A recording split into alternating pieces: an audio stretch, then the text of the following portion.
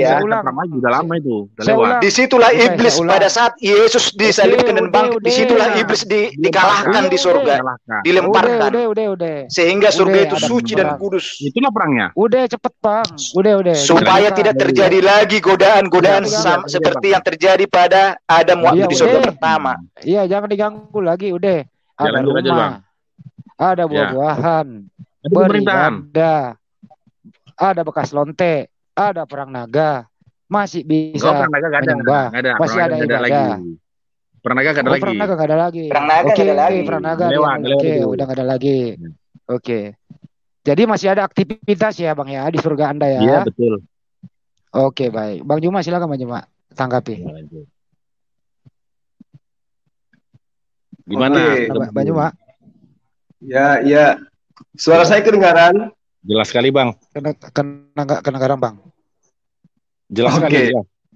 Oke, jadi di surga Kristen itu sesuai dengan kitabnya, kata Yesus kepada mereka, Aku berkata kepadamu, sesungguhnya pemungut-pemungut cukai dan perempuan-perempuan sundal akan mendahului kamu masuk dalam kerajaan Allah.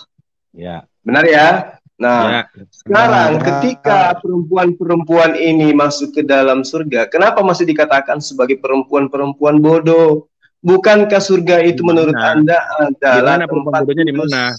Aku agak Itu dalam konteks penjelasannya, itu konteks penjelasannya kepada manusia waktu kita masih di sini. Di sana tidak lagi. Sebentar. Matius 25 ayat 8.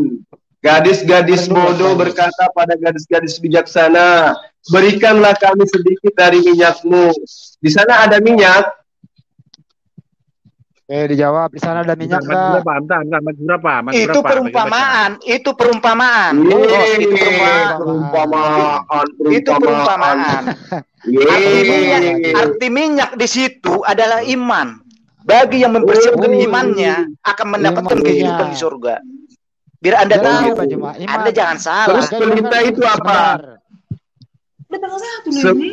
Sebab pelita kami hampir padam. Maksudnya apa itu pelita?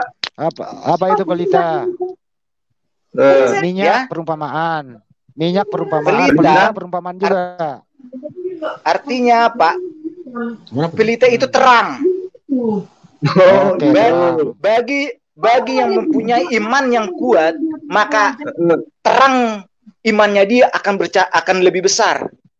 Maka dia akan bisa mendapatkan kerajaan surga. Bagi yang pelitanya mau mati, berarti imannya dia tuh rendah. Berarti masih ibadah di surga. Imannya mau mati, kok rendah pula? Asumsinya nggak nyambung. Ya, harusnya Anda mengatakan pelita kami hampir padam. Harusnya Anda mengatakan imannya mau hilang, mau padam, mau mati. Akhirnya ada orang surga itu ditendang ke neraka karena sudah mati iman.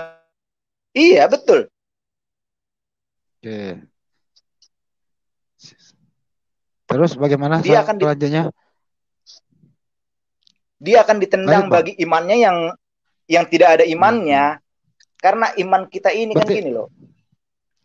Berarti di surga masih ada ujian, Bang. Karena di surga masih ada ujian. Enggak, di surga masih ada ujian. Oh, tidak ada. Apa yang mau diuji di surga? Tidak ada. Tadi ditendang, kan ada pelita, Bang. Itu bukan di surga, itu menyatakan itu jalan menuju surga. Coba itu perumpamaan kita selama itu perumpamaan selama kita masih hidup di dunia. Bukan pelita di surga itu. Katanya pelitanya bukan di surga. Itu pelita untuk menuju surga. Terus iman kita, contoh nih, orang jahat pun memiliki iman, tapi imannya dia cetek kecil. Itulah yang dibilang tuh pelitanya kecil. Dia berpikir ibarat contohnya di saat nanti hari penghakiman, dia minta imannya orang dibagi buat dia biar dia bisa masuk surga. Oh, tidak bisa. Karena jadi iman itu pribadi seseorang. Jadi di surga masih ada ibadah ya, Bang ya? Di surga ibadah itu bukan dalam arti bentuk ibadah seperti kita di dunia ini. Enggak, saya enggak nanya. Di surga masih ada ibadah apa enggak? Ibadah itu ibadah bersyukur. Iya, karena apa? Sudah diberikan kehidupan yang kekal, maka kita bersyukur. Di surga masih memuji. Ada ibadah enggak, Pak? Ya iya, memuji, memuliakan Tuhan. Oke, masih ada memuliakan Tuhan. Ada jadwalnya enggak? Oh, tidak aturannya ada. Begitu. Tidak ada, bebas. Oh, tidak ada. Sedangkan bebas. Di dunia pun, di dunia, enggak, iya, di dunia. Enggak berbicara dunia, enggak berbicara dunia, berbicara di surga. Itu di tata cara gini, ibadah Bang. menurut Anda Sebentar, Bang. Karena begini. Di surga masih ada enggak? Enggak usah ngomongin dunia, ngomongin surga. Oh, tidak ada. Tidak ada, bebas. Enggak ada tata cara di sana beribadah. Iya, sama seperti di dunia. Kapan saja. Enggak usah ngomongin sama seperti di dunia. Sama, kita pun di dunia. Oh, bebas. Tuhan itu tidak pernah menyatakan kita, kamu beribadah jam sekian, kamu beribadah hari ini. Tetapi semua waktu adalah milik Tuhan. Bagi orang yang beriman, kapanpun dia ingin berdoa, kapanpun dia ingin sujud di hadapannya, itu terserah dia. Karena semua itu waktu milik Tuhan. Bagaimana kita mengaturnya di dalam kehidupan kita? Emang di gereja sujud, Bang? Ya? Emang di gereja sujud? Di gereja sujud itu berserah diri. Dalam arti sujud bukan seperti di dalam orang Muslim sujud harus kepala di bawah. Berbeda. Sujud di dalam kekristenan itu berserah diri, menyerahkan dirinya sepenuhnya kepada Tuhan. Dengan hati yang tulus dan suci. Bang, coba buka KBBI apa arti sujud, Bang? Coba buka Google, Bang, saya tunggu. Apa arti sujud? Sujud KBBI bahasa Indonesia. Itu sujud dalam arti pemahaman manusia biasa di dunia, tetapi pemahaman berdasarkan firman Tuhan itu berbeda. Sujud dalam pemahaman firman Tuhan itu berserah diri. Anda ini manusia kan ya, Bang? Iya. Iya, oke. Pemahaman manusia seperti Anda apa arti sujud? Sujud merendahkan diri. Terus buka KBBI. Sujud merendahkan diri. Apa itu sujud, Bang? Itu baca merendahkan tuh, diri. Baca tuh, Bang. Itu baca tuh, Bang. Coba baca aja. Coba yang saya tahu maksudnya. Baca aja. Yang saya screen tolong dibacain apa ini? Kecil nih, gua pakai HP soalnya. Sama pakai HP juga ini. Yang saya screen Makanya saya bilang sama Abang, sujud itu berbeda dengan paham di saudara di Muslim. Sujud mungkin diartikan harus kepala di bawah, ya kan? Di dalam iman kekristenan, sujud itu berserah diri, merendahkan diri. Merendahkan diri itu bukan berarti. Sebentar. Oi, sabar. Sujud itu meletakkan dahi ke lantai, ya. Yang kedua, pernyataan dengan berlutut serta menundukkan kepala sampai ke tanah. Dan sujud ini bukan hanya dipakai oleh umat Islam, ya, seluruh dunia memakainya. Contoh, kamu bersujud kepada raja, ya, kamu pernah lihat nggak dulu orang bersujud kepada raja gimana? Ya sujud kepalanya ya ke lantai juga, sama gitu. Namanya sujud di mana-mana sama. Jangan tiba-tiba Bang Sikabat, oh khusus Kristen, kami beda, ya sujud kami beda. Berbeda, serius. Itu kan kamu yang ngomong. Enggak gini. Ya, kenapa saya bilang berbeda? Kalau orang Kristen, menikah, waktu menikah, orang tua ada duduk di situ, kita disuruh sujud, tidak sujud di lantai kita. Berbeda loh.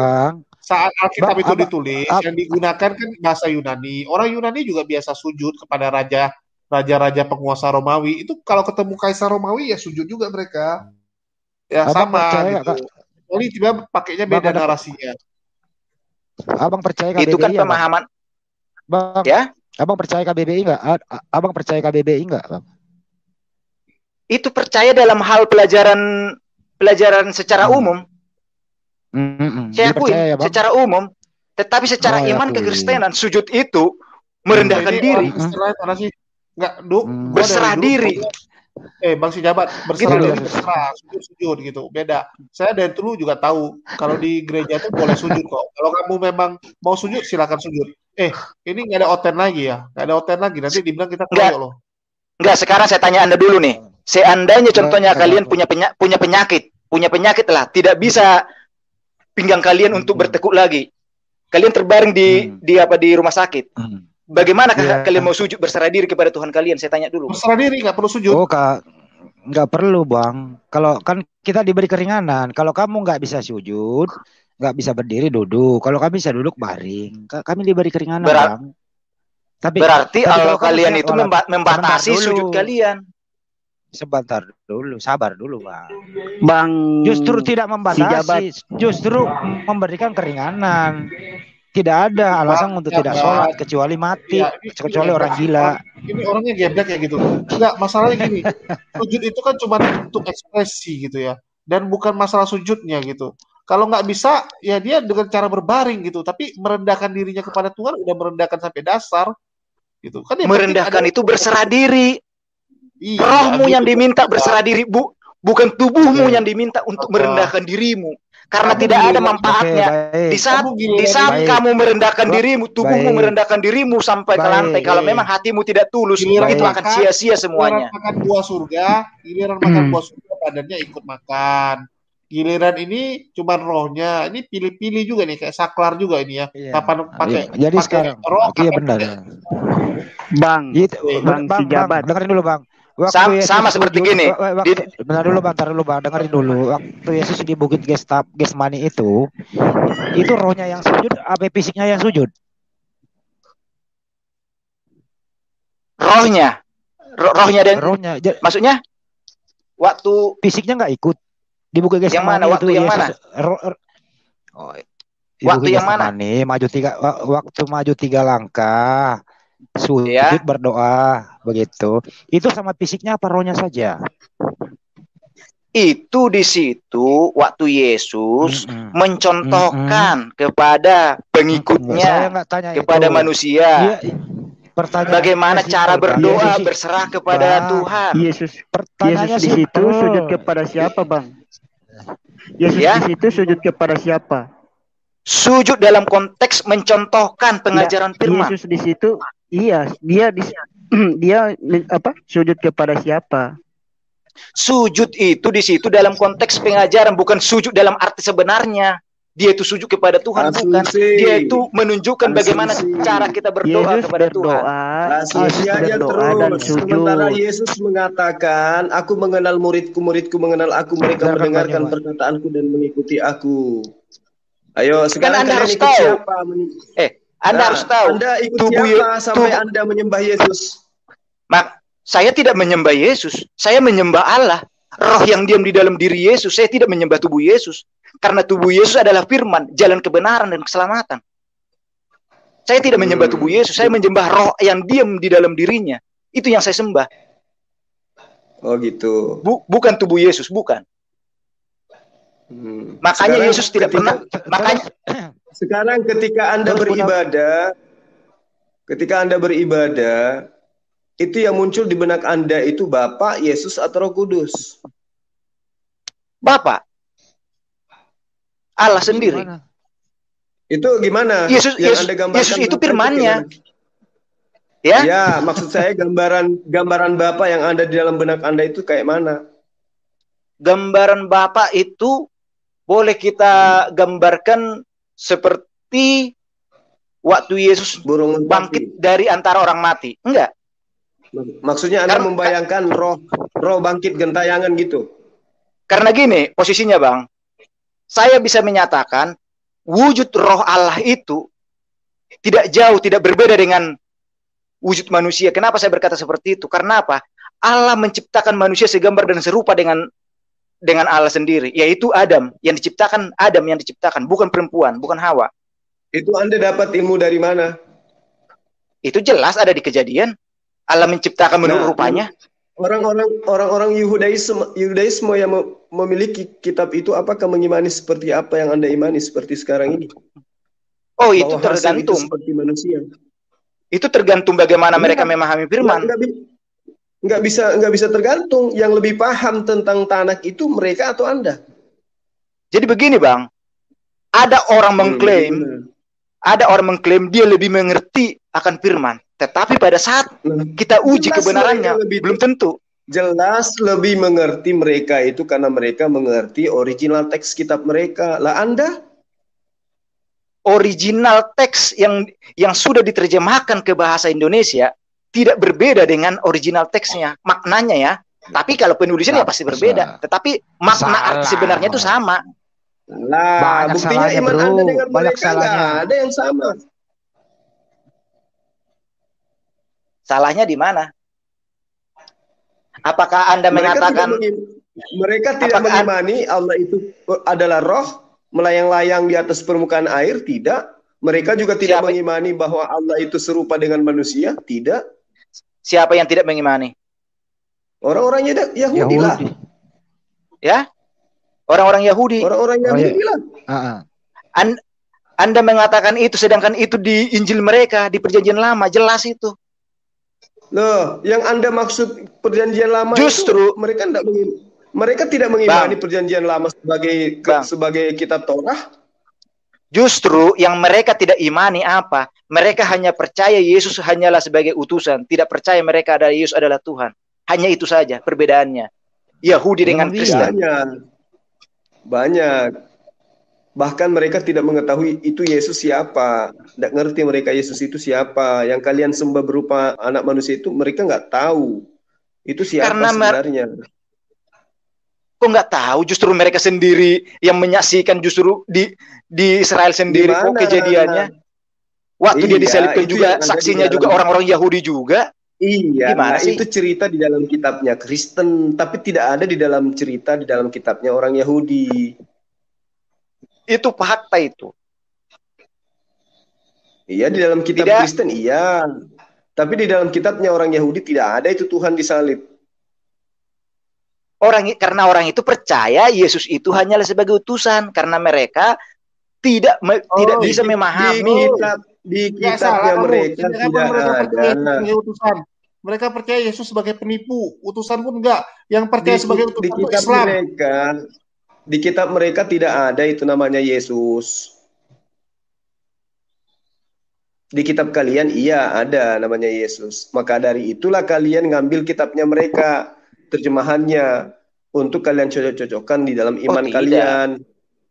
Loh, tidak pula. Kalau Anda baca Talmud, Tuhan kalian itu hina kali dibuat oleh mereka.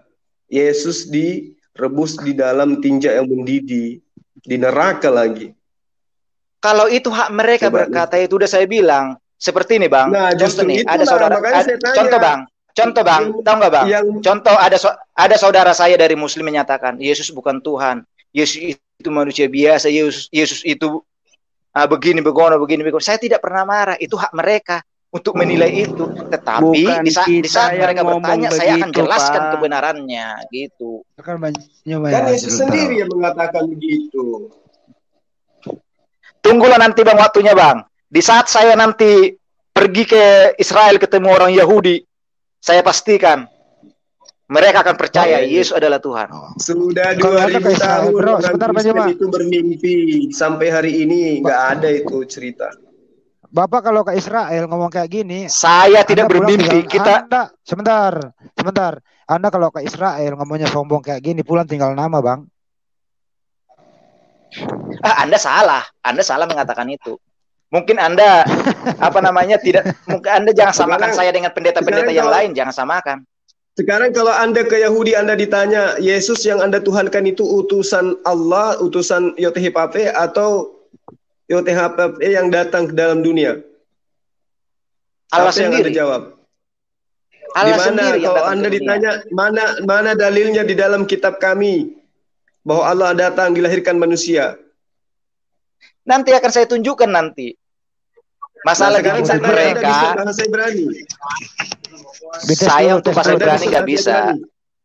Saya tidak bisa. Anda mau menjelaskan kepada mereka dengan bahasa apa? Bahasa roh.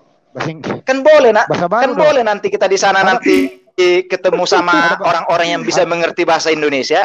Kan orang Indonesia ada kan di sana kan? Pakai bahasa Paulus baru. Kan nanti kita punya penerjemah nanti di sana.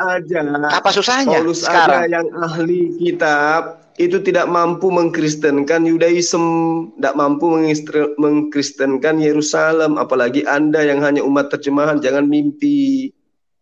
Ya, Bang, semakin udah hari semakin bilang. ketahuan Kristen itu bukan berasal dari Yudaism, tapi dari Barat. Kristen itu dari Romawi. Kristen itu bukan dari Israel. Tuhan Yesus tidak pernah meminta kepada pengikutnya untuk mengkristenkan seluruh dunia ini. Tidak pernah. Tetapi beritakanlah Injil ini. Beritakanlah jalan kebenaran dan keselamatan ini bagi orang yang mau menerimanya akan diselamatkan. Bagi yang tidak mau menerima itu urusan mereka. Sebab hukum sudah ditentukan atas mereka. Memberitakan Injil di Asia, Pak. Baca kitab mula. Ya. Yesus melarang memberitakan Injil di Asia. Baca kitabmu. Memberitakan Injil dibatasi gimana dia sih? Yesus melarang memberitakan Injil di Asia. Saya tanya dulu. Saya tanya. Saudara ini pendeta ya? Tanya apa, Bang? Mau bantah kitabmu? Biarkan. Asianya mana dulu? Sebentar Bang Pais, biarkan Banyuma dulu kelarin dulu. Ini malamnya banyak. Saya bukan pendeta. Saya ini saya bukan seorang pendeta dan saya bukan apologet. Saya bukan sekolah teologi. Saya pastikan itu. Tapi biar saudara ketahui. Tetapi saya atau Anda nabi sama seperti Luga juga, nabi juga. Oh tidak, saya orang berdosa. Saya orang hina yang dipakai Tuhan. Dari mana Anda bisa tahu bahwa Tuhan pakai Anda? Saya tahu karena di saat ada orang bertanya tentang kebenaran firman, saya bisa menjelaskannya. Oke, kalau gitu saya boleh tanya. Padahal saya tidak lulusan teologi ya. Oke, sekarang saya boleh tanya. Boleh. Oke, saya tanya ya. Yesus itu menyembah kepada siapa? Yesus tidak pernah menyembah kepada siapapun. Yang Anda maksud menyembah itu apa? Ya? Yang Anda maksud menyembah itu apa? Yesus itu tidak pernah menyembah kepada siapapun. Nah, terus Yesus berdoa? Yesus itu berdoa dalam konteks pengajaran firman kepada manusia bagaimana cara berdoa berserah diri kepada Tuhan di saat dia nanti naik kembali ke surga. Karena Tuhan di dunia hanya sementara. Ini asumsi atau ajaran Yesus? Jadi gini, sebentar saya luruskan itu dulu. Berdasarkan firman Tuhan. Sebentar Bang, saya luruskan dulu. Yes, kata Yesus gini, nanti setelah aku kembali ke surga, begini cara berdoamu kepada aku, begitu? Oh tidak, tetapi dia mencontohkan. Tadi katanya, iya contoh. Aku Yesus nih, contoh nih aku Yesus. Iya. Kalian semua, saya berikan contoh. Nanti kalau saya nanti kembali ke surga jadi Tuhan, kamu nanti ibadahnya seperti ini. Betul apa salah? Oh tidak ada seperti itu, dia berbicara seperti itu. Tapi gini, tadi katanya udah dikatakan firman yang menjadi manusia dan firman itu langsung dipraktekkan langsung. Dipraktekkan langsung. Bukan itu yang diomong. Sekarang gini, sabar dulu. Bang Andi coba ditanya. Bang Andi coba tanya, Bapak dan firman itu sama atau tidak? Ya coba. Bapa dan firman tidak sama, tetapi satu kesatuan. Maksudnya? Bapak dan firman itu tidak bisa dipisahkan karena itu satu kesatuan. Oh gitu. Firman itu diam di dalam dirinya. Jadi firman itu bukan Bapa? Oh bukan. Bapa itu bukan firman? Bapa itu bukan firman? Bukan firman. Firman. Oke. Maksudnya? Bapak adalah firman. Bapak firman itu bukan firman Bapak. Atau bukan? Nih, Bapak itu firman tapi nih. Firman itu bukan Bapak, tetapi Bapak itu adalah firman itu juga. Karena firman itu diam di dalam diri Bapak. Gimana ceritanya? Diulang. Gimana ceritanya? Makanya waktu firman menjadi manusia, yaitu tubuhnya bukan Bapak.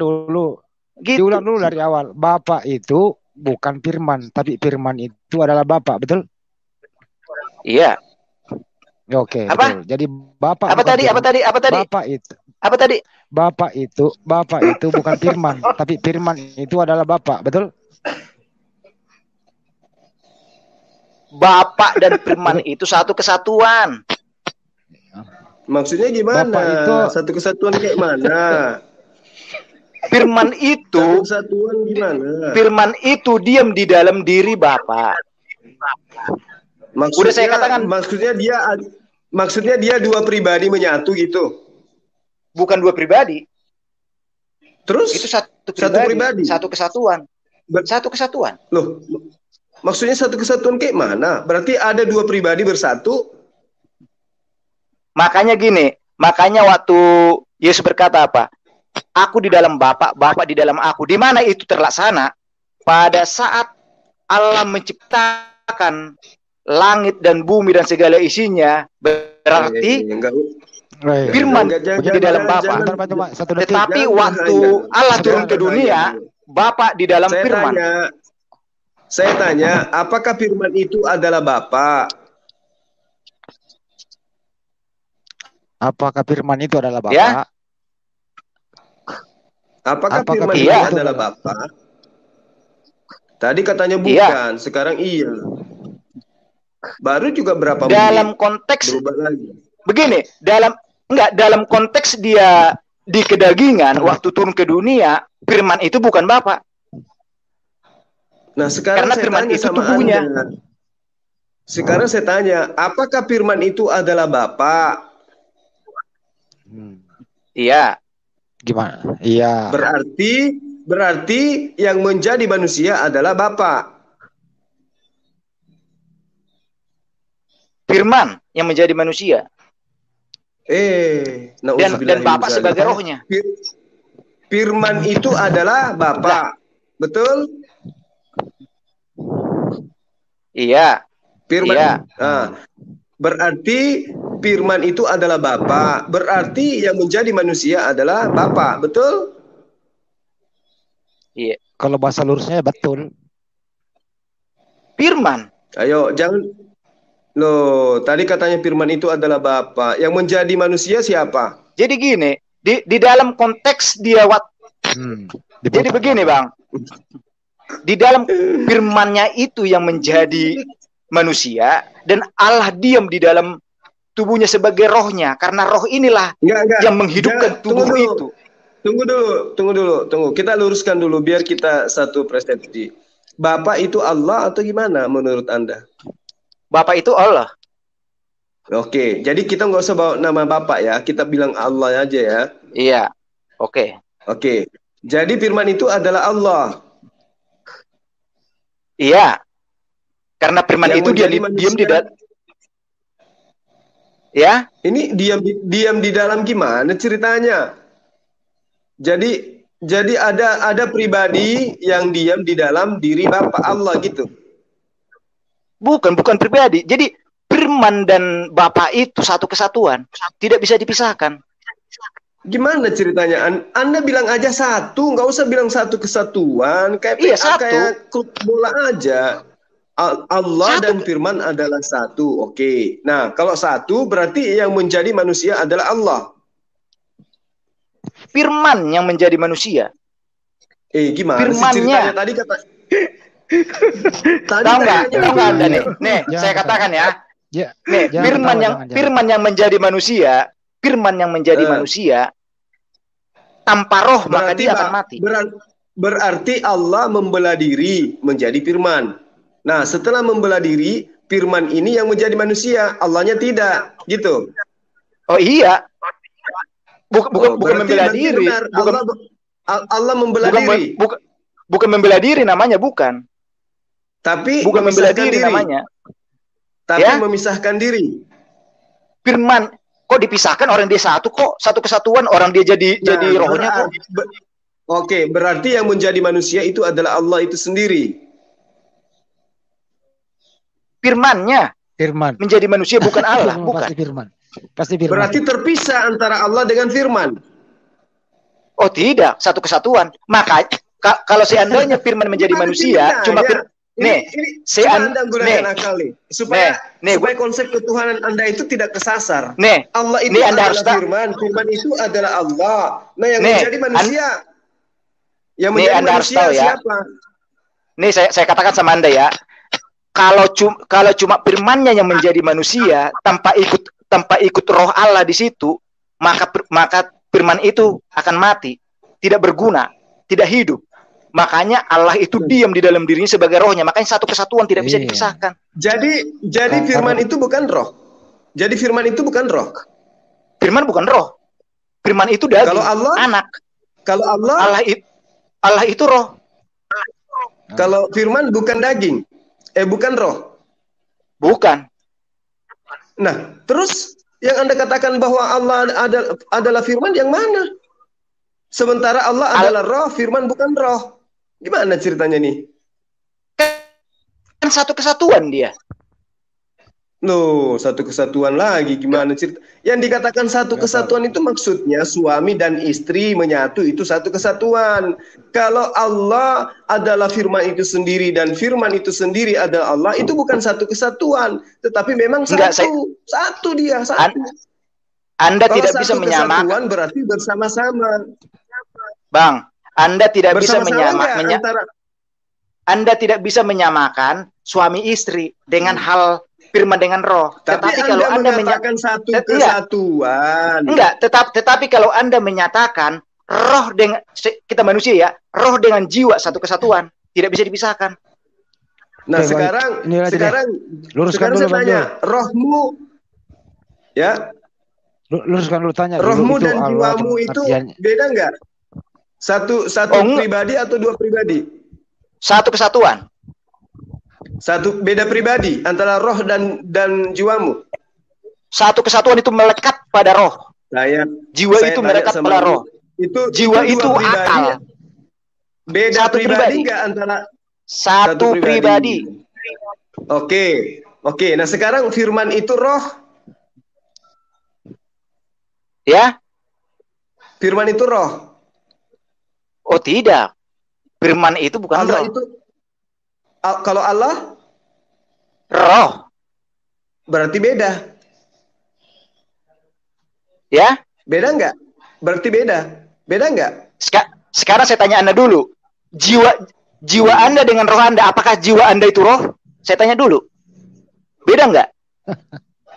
Ya, saya tanya Anda dulu. Tidak sama. Roh saya juga bukan. Roh. Anda salah. Anda salah menyatakan kalau jiwa itu apa? Jiwa itu akal, isi pikiran rohmu yang mengatur semuanya itu.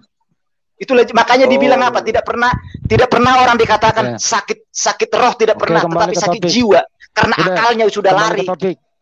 Kembali ke topik Allah dan firman. Kembali ke topik. Allah itu roh. Firman itu bukan roh. Terus kenapa Anda mengatakan itu sama? Kan satu kesatuan. Tidak bisa dipisahkan. Berarti dia adalah dua pribadi yang berbeda kemudian disatukan. Bukan dua pribadi, satu pribadi. Loh, kalau satu pribadi berarti firman itu adalah roh, Allah juga adalah roh. Oh, tidak. Udah saya bilang sama Anda tadi. Roh dan jiwa Anda satu kesatuan. Iya. Roh dan jiwa saya kan? Adalah makhluk. Apakah roh saya makhluk, jiwa saya makhluk? Apakah jiwa raga saya makhluk? Sekarang saya tanya nih. Jiwa Anda itu makhluk. Kok Anda menyamakan saya dengan Tuhan? Enggak, saya tanya Anda dulu. Bicara mengenai Tuhan loh. Enggak, saya tanya Anda dulu. Zulkifli itu adalah manusia, makhluk. Enggak. Tadi Anda mengatakan jiwa Anda itu makhluk. Saya tanya dulu. Iya, saya jiwa, roh, jasad. Iya, makhluk. Berarti makhluk. Iya. Makhluk. Kenapa rupanya? Jiwa itu adalah hasil pikiran. Nah, apakah itu bukan makhluk? Akal. Itu bukan makhluk. Jadi apa itu? Tuhan. Dari mana jalannya Anda menyatakan jiwa itu makhluk? Nah, makhluk jiwa itu apa rupanya? Ya? Makhluk itu apa rupanya? Makhluk jin. Makhluk itu apa? Iya kan? Makhluk jin. makhluk berarti berwujud kan? Jangan salah, makhluk itu berwujud loh. Jangan salah. Anda jangan katakan makhluk. Iblis aja yang berbentuk roh, wujudnya apa? Wujudnya roh. Anda harus tahu itu. Jadi bukan makhluk. Makhluk halus. Jadi kalau Anda mengatakan tadi jiwa itu makhluk, itu, ya, Anda sudah salah kalau saya katakan. Tapi kalau Anda bilang roh itu makhluk, iya. Kelirunya Kristen itu karena selalu mendefinisikan pencipta itu sebagai manusia. Itulah kelirunya Anda. Ketika Anda ditanya, apakah Allah itu dan firman itu sama? Satu kesatuan. Apakah Allah itu roh? Ya. Apakah firman itu roh? Bukan. Oh, bukan. Terus kayak mana itu ceritanya? Ya sama yang seperti yang saya katakan tadi. Apakah rohmu itu makhluk? Iya.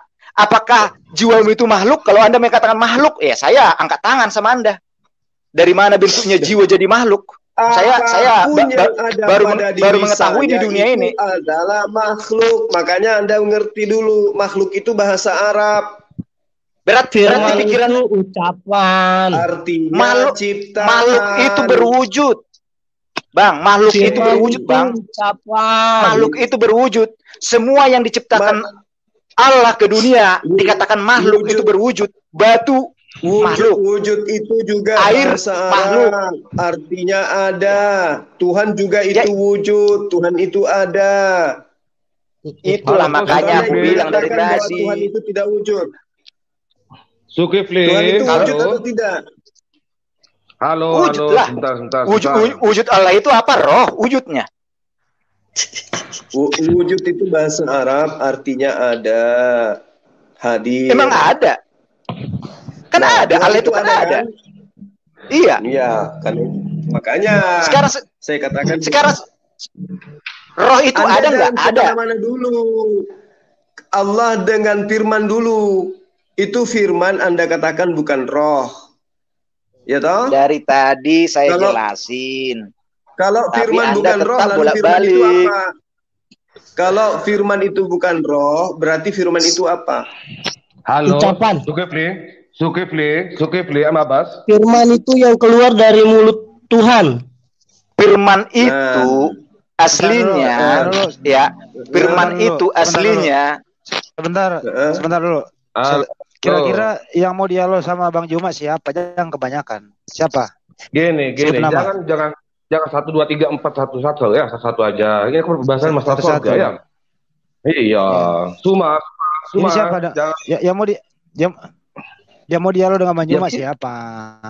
Bareng-bareng aja Hamdi. Sama kamu boleh juga Hamdi. Kalau bareng-bareng nanti nggak nyambung, melebar. Satu aja siapa? Ya sudah, sama aja dulu. Bantu aja kawan kamu dulu tuh. Firman dan Allah itu. Tidak usah dibantu.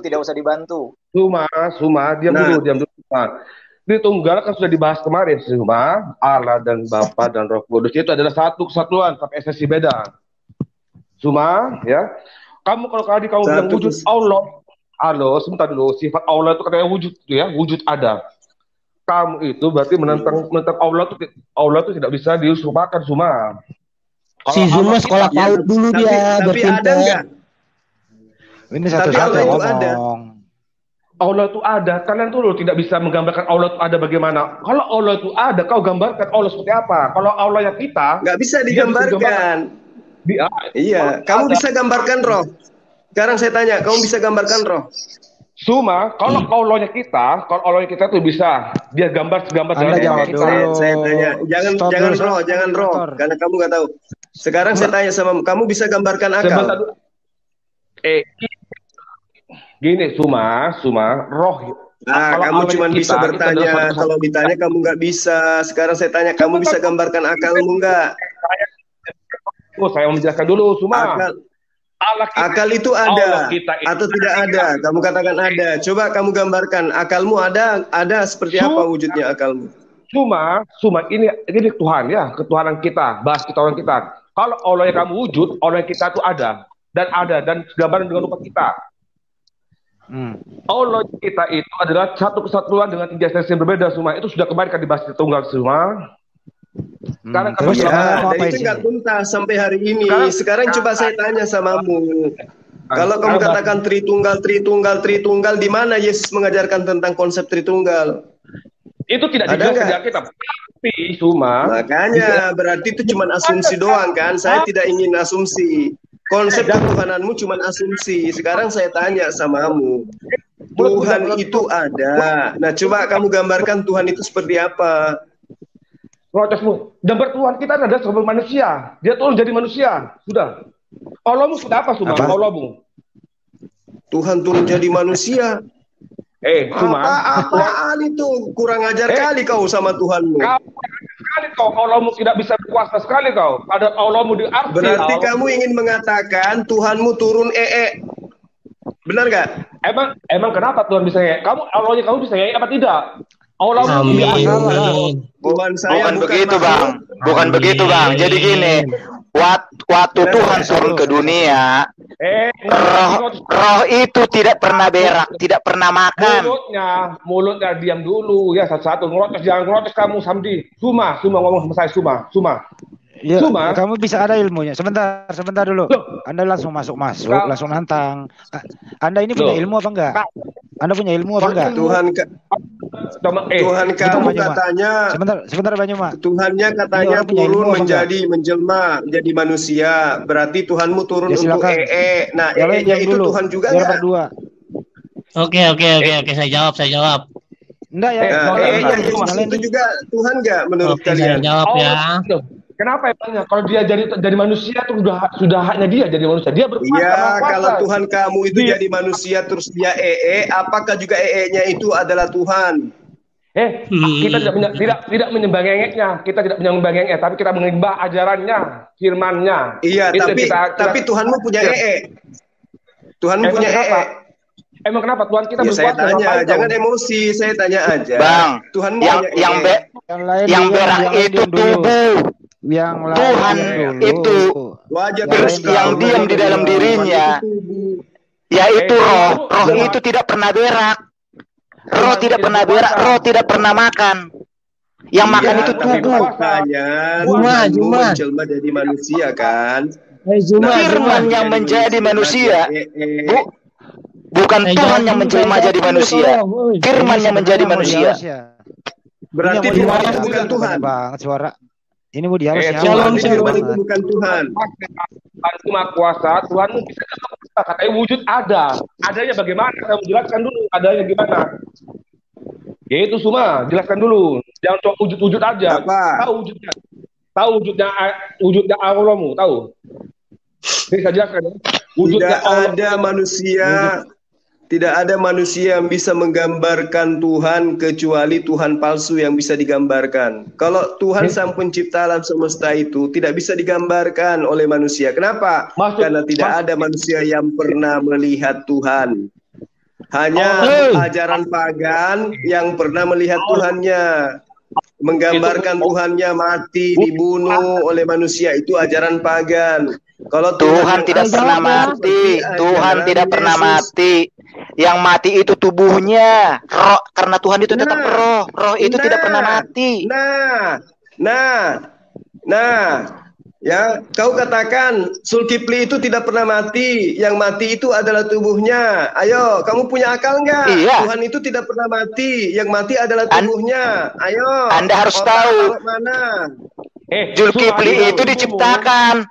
Zulkifli itu diciptakan, rohmu pun diciptakan. Sedangkan Yesus firman yang menjadi manusia dan Allah sebagai rohnya. Rohnya Allah dengan rohmu sendiri itu berbeda, saudaraku. Apa bedanya? Sekarang saya tanya, roh Tuhan dengan roh setan itu bedanya di mana? Berbeda. Roh Tuhan itu kekal, berbeda. Bisa mati. Roh Tuhan berbeda. Anda tahu nggak? Saya tanya sama Anda dulu nih. Saya tanya sama Anda dulu. Apakah Allah itu di dalam Muslim pernah menciptakan iblis? Semua di luar daripada diri Allah itu adalah ciptaan. Berarti Allah sengaja bukan ciptaan, yaitu Allah itu sendiri. Di luar daripada Allah itu adalah ciptaan. Apakah Allah itu menciptakan iblis? Satu-satu. Apakah Allah itu menciptakan iblis? Sebentar dulu. Yang mau dialog sama Bang Yoma siapa sih? Sebut nama dulu nih. Apakah Allah itu menciptakan iblis? Allah menciptakan makhluk, dan semua makhluk yang diciptakan oleh Allah pada mulanya adalah suci. Lalu kemudian mereka ingkar atas perintah Allah, maka kemudian di antara golongan makhluk suci itu yang ingkar terhadap perintah Allah, itulah yang disebut iblis. Sama dengan manusia. Ketika manusia itu diperintahkan menyembah hanya kepada Allah, tetapi manusia itu malah menyembah kepada manusia bernama Yesus, maka itu adalah iblis berwujud manusia. Sama. Tidak ada orang Kristen menyembah tubuh Yesus. Tidak ada orang Kristen menyembah tubuh Yesus, tetapi menyembah Allah yang diam di dalam dirinya, yaitu roh Allah. Yesus kerasukan Tuhan gitu. Oke, bukan kerasukan orang. Allah itu rohnya. Saya jelasin dulu lah. Oke, saya jelasin semua ya. Siapa ini yang menjelaskan? Ini saya sudah berjam-jam di sini hanya disuguhkan oleh manusia-manusia yang tidak punya dalil dalam berdebat. Tidak punya dalil. Saya jelasin dulu ya. Jangan terus, kasih dulu kesempatan dulu, sebentar. Yang mau menjelaskan siapa? Saya jelasin Juma ya. Tadi kan kau bilang saya. Nah, tadi Anda bilang kalau Anda mati, ya kan, kalau Anda mati tidak punya roh berarti Anda ya. Terus yang disembah adalah tubuh Anda. Tapi kenapa Anda tidak mengakui Yesus punya roh dan roh itu adalah roh Bapa? Sedangkan Anda mengakui diri Anda ada roh. Ya. Dan roh Anda itu pun akan kembali ke Bapa. Itu adalah roh Allah. Semua roh itu adalah roh Allah. Semua ciptaan itu adalah ciptaan Allah. Tidak ada di atas muka bumi ini maupun di langit ini bukan punya Allah. Semuanya, mau roh, mau malaikat, mau setan, mau jin, mau apapun itu semua adalah kepunyaan Allah. Itu baru Tuhan yang benar. Tapi kalau ada yang bukan kepunyaan Allah, ada makhluk yang bukan ciptaan Allah, berarti Tuhan apaan tuh? Ternyata ada makhluk yang bukan ciptaannya, tapi ciptaan siapa makhluk yang lain itu? Iblis tidak diciptakan, tetapi iblis tercipta sendiri. Woi, dengarkan dulu, woi, Tuhannya kita, Tuhan begini kita cuma kan ini. Itu beda. Oh, jelas beda. Lawan Tuhan kalian manusia gimana sih? Di dalam Allah kita roh, diam dulu Pak, dia Pak. Allah itu zat, Allah kita roh. Itu bedanya. Itu bedanya. Iya, beda. Iya, beda. Sini saya hadapin orang ini, Bang Yoma. Sini saya hadapin nih. Tadi cuma kau terus gimana? Wujud, kau bilang wujud. Kau wujudkan adanya gimana? Allah itu adanya gimana? Kehadiran Allah bagaimana? Ada. Kamu pikir Tuhan itu makhluk sehingga dia bisa digambarkan gitu ya? Oh, Tuhan kami disunat pada hari ke-8. Oh, Tuhan kami ditampar. Oh, Tuhan kami dibunuh. Gitu ya maksudnya? Ingat sifat Allahmu. Itu bukan Tuhan. Itu hantu. Sifat Allahmu wujud itu ada. Ada itu bagaimana, Suma? Bagaimana kamu bisa percaya itu ada? Nah, sekarang akalmu ada enggak? Akalmu ada enggak? Kamu ada daging. Ayo. Akalku ada. Nah, bagaimana kamu bisa percaya akalmu itu ada sementara kamu nggak pernah lihat? Di dalam tubuh kamu ada. Bisa dirasakan. Kalian diam, jangan cukup campur. Coba yang lain diam. Sekarang bagaimana kamu bisa percaya akalmu ada sementara kamu nggak bisa lihat akalmu? Akal itu bisa kita pergunakan. Akal itu bisa kita rasakan. Tapi kalau coba kamu buktikan dulu. Jangan bertanya dulu kau. Allahmu bagaimana kau bisa mengatakan Allah itu ada? Sekarang akalmu kau buktikan bahwa akalmu ada. Bagaimana caranya? Coba ini aja dulu. Iya. Hal kecil aja dulu kamu buktikan. Diam terus dulu. Akalku bisa mengatakan itu, bahwa bisa mengatakan apa? Karena akalku bisa berpikir mana itu, mana yang baik, mana yang benar. Kamu bisa melihat akalmu. Akalku tuh bisa dirasakan, cuma bisa kita rasakan. Sekarang saya tanya, kamu bisa melihat akalmu atau tidak? Jawab ya atau tidak.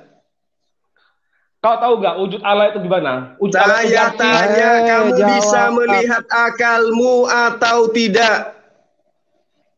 Akal tidak bisa dilihat, Juma. Akal tidak bisa dilihat. Oke. Tapi bisa. Nah, kalau tidak bisa dilihat, berarti dia tidak ada, gitu. Akal itu tidak bisa dilihat, tetapi akal itu bisa diketahui. Yang lain diam. Sekarang Anda mengatakan akal Anda tidak bisa Anda lihat, tetapi Anda berani mengatakan akal Anda ada. Apa sebabnya? Bisa diketahui. Karena akal kita tuh bisa mengerti mana yang betul, mana tidak. Itu akal kita tuh bisa berpikir kita tuh. Ya, berarti akal itu ada meski tidak dilihat, betul? Betul, bisa, betul. Nah, sekarang ini sekarang alam semesta ini ada atau tidak? Sekarang gini dulu, Asuman. Kita bahas. Sekarang saya tanya, tolong dijawab. Sekarang saya tanya, alam semesta ini ada atau tidak? Kau tanya melulu, kapan aku tanya juga. Kamu pertanyaan belum dijawab. Ini untuk materi kita supaya akalmu berfungsi. Anda bisa mengatakan akal Anda itu ada karena Anda bisa merasakan. Apakah dengan adanya alam semesta ini Anda tidak bisa merasakan bahwa Allah itu ada? Apakah harus akal Anda menjelma, turun dari kepala Anda, keluar dari kepala Anda, nongol di depan Anda, baru Anda bisa mengatakan Anda berakal? Tentu tidak kan? Demikianlah Allah. Allah menyatakan dirinya ada dengan alam semesta ini. Itu sudah cukup bagi orang beriman. Allah itu menggambarkan keberadaannya cukup dengan alam semesta ini. Tapi kalau ada manusia menuntut Allah itu harus nusul menjadi manusia, itu otaknya sudah sakit. Oke, tunggu dulu. Anda sudah sakit. Sebentar dulu. Aku mau jelaskan kalau dulu. Anda mengatakan nanti saya dikatakan berakal kalau otak saya itu nusul ke dalam piring, ke dalam mangkok, itu berarti Anda sakit. Kau siapa membatasi? Yang nyumbat aku sakit. Kau siapa membatasi kuasa Tuhan? Allah Tuhan saya itu berkuasa. Nah, sekarang coba Anda menjawab sendiri kan? Anda mengatakan bahwa akal Anda itu ada, tidak mesti Anda melihat. Nah, alam semesta ini diciptakan oleh Dia yang ada. Kenapa Anda kemudian mengatakan Allah itu tidak ada? Sementara alam ini ada. Kau ingin tahu Allah itu ada, wujudnya ada di mana? Di arsi. Allahmu tuh di arsi. Kalau Allah kita tuh di surga. Itu otak kamu udah rusak. Itu Al-Quranmu loh mengatakan loh, Allahmu di arsi. Arsi itu apa? Arsi itu segasana Allahmu. Itu tahta. Itu tahta kekuasaan. Ars itu adalah tahta kekuasaan. Allah itu bertahta di atas singgasananya. Betul. Betul. Dia itu ada. Dia itu wujud. Sama dengan akal. Akal itu ada. Akal itu wujud. Tapi nggak bisa kamu gambarkan. Kenapa? Karena kamu adalah makhluk yang terbatas. Untuk melihat akalmu aja kamu nggak sanggup. Apalagi yang menciptakanmu. Laksana meja tidak mampu menganalisa seperti apa tukang kayu. Itulah manusia. Nah sekarang, nabi mana yang pernah ada di dalam ajaran agama Islam dan Kristen Yudaism yang pernah datang menggambarkan Tuhan itu seperti ini, seperti itu? Ada enggak yang pernah menggambarkan wujud Tuhan? Siapa? Ada di Al-Quran. Musa. Dia bertemu dengan Allah dengan api. Dia bertemu dengan Allah dengan Jadi menurutmu Allah itu api? Kenapa? Buktinya Allah itu bisa melakukan dari api. Nah itulah kalau jadi umat terjemahan jadinya kayak gitu. Karena kalian menerjemahkan saja kitabnya Bani Israel, makanya kalian kayak gini. Kalian kan umat terjemahan, memahami Al-Quran terjemahan, memahami Tanak terjemahan, apa-apa terjemahan. Sementara Yesus yang Tuhankan, ketika dia datang ke muka bumi, punya murid-muridnya punya keturunan, keturunannya berjuta-juta, dan tidak ada keturunan dari muridnya yang menuhankan Yesus. Buktinya pusat daripada kekristenan bukan Yudaism, tetapi adanya di Roma. Roma itu apa? Tempat pusatnya penyembahan dewa-dewa pagan. Ngerti? Jadi Anda memaksakan Yesus itu adalah jelmaan, Yesus itu adalah inkarnasi, Yesus itu adalah firman, logos jadi manusia. Itu konsep dari mana? Itu konsep dari apakah Allah itu pernah keluar dari arsinya? Apakah Allah itu pernah keluar dari tahtanya? Allah itu bukan makhluk sehingga dia harus keluar dari tahtanya. Kekuasaannya meliputi langit dan bumi. Berarti tidak pernah keluar ya? Lah, hanya makhluk yang keluar masuk. Iya, berarti tidak pernah keluar kan? Kalau kemuliaannya, kalau kekuasaannya meliputi segala-galanya. Terus waktu Nabi Muhammad Isra Mi'raj itu ketemu dengan Allah di langit ke-7, bagaimana itu? Ya, itu kan sudah saya katakan bahwa Allah itu ada. Allah itu wujud. Tapi katanya nggak pernah keluar dari tahtanya. Di muka bumi ini dia yang datang atau Rasulullah Muhammad SAW yang ke langit ke-7? Itu hoak, Islam itu hoak. Allah kalau sudah turun ketemu dengan manusia itu terbakar manusia. Apalagi Muhammad terbakar manusia itu. Dunia itu terbakar kalau Allah turun apalagi ke manusia terbakar semuanya. Tapi kalau Allah yang menghendaki gimana? Nah, buktinya kalau Tuhan itu menghendaki jadi manusia, mau ngapain kalian? Apa hubungannya kalian? Nggak bisa. Jangankan menjadi manusia, Tuhan menjadi kembar aja nggak bisa. Tuhan udah menjadi api, Tuhan udah jadi api ketemu Musa. Makanya sebelum turun debat, berhenti jadi umat terjemahan. Tadi belum dijawab. Katanya Allah itu tidak pernah keluar dari tahtanya, tetapi waktu Isra Mi'raj Nabi Muhammad itu bertemu di langit ke-7, berarti keluar dari tahtanya. Di mana kebenarannya itu? Tahtanya gimana sih otak kalian? Katanya di Ars. Emang Ars itu di langit ke-7? Arsnya di mana rupanya? Arsnya di mana rupanya? Di atas langit ke-7 kan? Bukan di langit ke-7 kan Arsy kan? Iya. Terus bertemunya Nabi di mana? Di langit ke-7 kan? Bukan di Arsy kan? Iya, betul. Iya. Terus berarti keluar dong dari Arsy dong? Kamu pikir langit itu yang kamu lihat di atas itu ya? Baca kitab 2 Raja-Raja. Sesungguhnya Allah tidak akan mungkin diam di atas bumi. Kenapa? Sesungguhnya langit yang meliputi segala langit pun. Berarti langit itu ada langit lagi yang meliputinya. Langit yang kamu lihat ini masih ada langit yang meliputinya. Makanya dikatakan Arsy itu kan di atas langit ke-7. Arsy itu kan di langit ke-7, di atas langit ke-7. Sebentar dulu. Iya, di atas langit ke-7 kan? Saya stop dulu. Dari tadi saya diam dulu. Di atas langit ke-7 itu. Sebentar dulu. Saya lagi mau bertanya kepada Kristen semua ini. Saya mau tes ini pintar semua nggak nih? Jangan banyak ditanya terus. Saya mau bertanya kembali, pasti jawabannya berbeda. Waktu Yesus hidup di dunia ini, Yesus itu Tuhan apa bukan Tuhan? Satu-satu jawab. Tuhan. Oke, Tuhan. Bunda Maria menetei Tuhan, betul apa salah? Boleh. Iya, kenapa? Iya, kenapa? Iya. Bunda yang ditetei itu bukan Tuhan, yang ditetei itu tubuhnya, berbeda. Firman-Nya. Satu mengatakan Bunda Maria menyusui Tuhan, satu mengatakan tidak. Baru dua pertanyaan udah berantem Bapak. Karena roh itu tidak membutuhkan makanan, roh itu tidak membutuhkan susu, roh itu tidak pernah berak, roh itu tidak pernah yang namanya membutuhkan apapun karena roh itu berdiri sendiri dan itu hidup tetap. Katanya roh sudah menjadi manusia. Gimana sih? Roh tidak pernah menjadi manusia. Roh itu tidak pernah menjadi manusia, tetapi Firman yang menjadi manusia dan Allah sebagai rohnya. Jadi roh itu, Allah itu tidak pernah berubah menjadi manusia. Saya ulang pertanyaannya sederhana bahasa Indonesia. Selama Yesus itulah kesalahan banyak orang Muslim menyatakan Tuhannya menjelma menjadi manusia. Tuhan tidak pernah menjelma menjadi manusia, tetapi Firman-Nya yang menjadi manusia dan Allah diam di dalam dirinya sebagai rohnya. Dengerin dulu. Saya bertanya pendek kok. Saya baru ngomong nih, selama Yesus hidup di dunia ini Tuhan apa bukan? Dia Tuhan. Oke, Tuhan. Terus yang menetek sama ibunya Tuhan apa bukan? Dia tuh tubuhnya. Anda yang netek sama siapa? Saya bertanya ke saya, tubuhnya. Apakah tubuh sebentar? Anda netek sama siapa? Sebentar. Apakah tubuhnya Yesus? Apakah tubuh Yesus Tuhan apa bukan? Daging. Bukan. Dagingnya. Firman.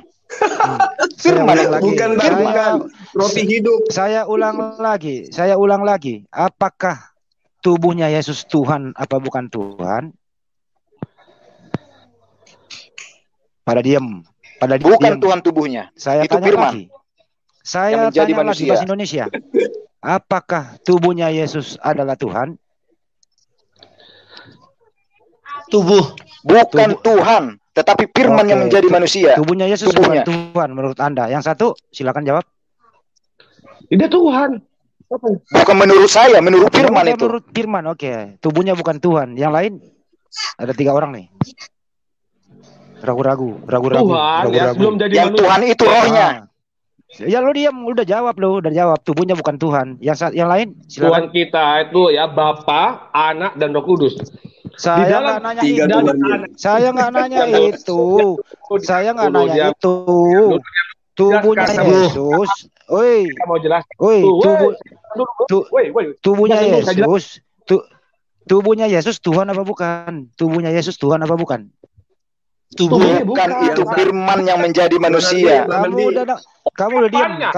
Kamu udah jawab. Daging. Jawabannya daging. Iya, Bang Handi yang satu itu Tuhannya 3, tinggal yang 2 ini. Yang 2 ini coba tanya. Kalau yang satu yang cerewet ini sudah jelas Tuhannya ada 3. Oke. Kalau yang Tuhan siapa ada 3? Ya, Tuhan siapa ada 3? Sebentar dulu. Kau katakan Bapa. Tuhan siapa ada 3? Anda jangan mengklaim seperti itu. Tidak bisa. Bapa, Anak dan Roh itu ada berapa? 3. Bapa, Anak dan Roh itu. Satu esensi rumah. Kau tahu satu esensi rumah? Tertunda lagi pertanyaan saya. Bapa itu adalah rohnya. Disamakan manusia. Bapa itu adalah rohnya, Anak itu adalah tubuhnya. Banyumas, saya kelarkan dulu pertanyaan saya, Banyumas ya. Sebentar. Berarti ketika tubuh Tuhan itu dibunuh, Tuhanmu jadi cacat karena tidak bertubuh lagi. Oh tidak. Tidak. Saya ulang pertanyaan saya dulu nih. Saya ulang. Sekarang saya tanya Hadi nih. Bang Hadi saya tanya dulu. Waktu Anda menete. Bang Hadi, waktu Anda menete sama orang tua Anda, sama ibu Anda, apakah rohmu ikut menete? Saya bukan Tuhan. Enggak. Saya tanya waktu Anda menete sama orang tua, apakah roh Anda juga menete di situ? Saya bukan Tuhan. Jelas menete. Yang saya tanya. Jelas menete. Saya bantu Bang Handi. Jelas roh itu turun menete. Apakah roh Anda membutuhkan susu? Kalau bayi itu sudah tidak ada roh, tidak mungkin bayi itu menete. Ngerti? Oh, berarti setan nete ya. Apakah ada mayat bagi mayat juga bisa nete ya? Saya ulang. Apakah roh Anda itu ikut minum susu? Ini Anda debat. Apakah roh Anda itu ikut minum susu? Karena jasad tidak mungkin. Apakah roh Anda itu ikut minum susu? Sebentar jawab dulu. Apakah roh Anda itu juga ikut minum susu? Sebentar dulu. Roh tidak minum susu, tetapi roh yang menggerakkan jasad untuk minum susu. Ya sudah, berarti roh itu tidak menete. Yang menete itu berarti tubuh. Berarti yang gimana sih? Itu adalah bapakmu juga. Yang dibunuh itu tubuhnya, bukan rohnya. Gimana sih? Katanya tadi roh tidak butuh nete, roh tidak butuh susu, tetapi ikut menggerakkan tubuh. Iya. Oh, apakah tubuh Yesus Tuhan? Apakah tubuh Yesus Tuhan? Berarti yang menete itu tubuhmu, bukan rohmu. Karena rohmu itu hanya sebagai penggerak. Sebentar Banyumas. Apakah tubuhmu bisa nete tanpa roh? Banyumas, sebentar Banyumas. Apakah tubuh Yesus? Mereka ini orang bahlul semua, Bang. Percuma abang tanya-tanya kayak gitu. Tanya aja coba. Pasti jawabannya beda. Oke. Saya tanya dulu. Sebentar dulu. Kalau dia tidak bahlul, nggak mungkin nyembah manusia, itu aja. Sebentar dulu, saya belum kelar. Bukan yang menete. Sebentar dulu, saya tanya dulu. Apakah tubuhnya Yesus itu Tuhan apa bukan tubuh Yesus itu? Yesus itu adalah Allah yang keluar dari dunia itu ke dunia ini. Enggak. Saya bertanya bahasa Indonesia loh. Lu nggak ngerti bahasa Indonesia ya? Lu nggak ngerti bahasa Indonesia ya? Apakah bukan itu adalah firman yang menjadi manusia? Dengerin dulu. Pertanyaannya belum kelar. Bang Handi. Apakah tubuhnya Yesus itu Tuhan apa tidak? Tuhan B bukan Tuhan. Tubuhnya bukan ya. Bukan Tuhan. Oke, udah. Oke, tubuhnya bukan Tuhan. Oke, woi diam. Tubuhnya bukan Tuhan. Iya, terus. Apa lagi? Oke, tubuhnya bukan Tuhan. Udah, enggak usah panjang, santai aja. Kalau tubuhnya bukan Tuhan, apanya Yesus yang Tuhan? Kalau tubuhnya bukan Tuhan. Firmannya, ucapannya. Oke. Yesus Anda boleh. Oke. Bang Andi, Bang Julius, saya pamit ya. Saya jadi bahu kalau ngikutin mereka. Itu bahasa Indonesia. Kau jangan kabur semua. Bolak-balik. Saya nggak bisa berdialog dengan orang yang nggak ada ilmu kayak gini. Enggak selepel lu sama Banjul, sama gua aja lu. Enggak selepel lu, enggak selepel. Saya mau menurunkan pengetahuan saya tapi nggak bisa turun-turun. Iya, sorry, maaf. Iya. Turunkan, coba. Bang Juma silakan bertanya sampai jutaan pertanyaan. Saya siap menjawab. Saya aja, kamu nggak bisa jawab pertanyaan saya. Kebenaran tidak pernah takut dengan pertanyaan karena ada kebenaran yang menjawabnya.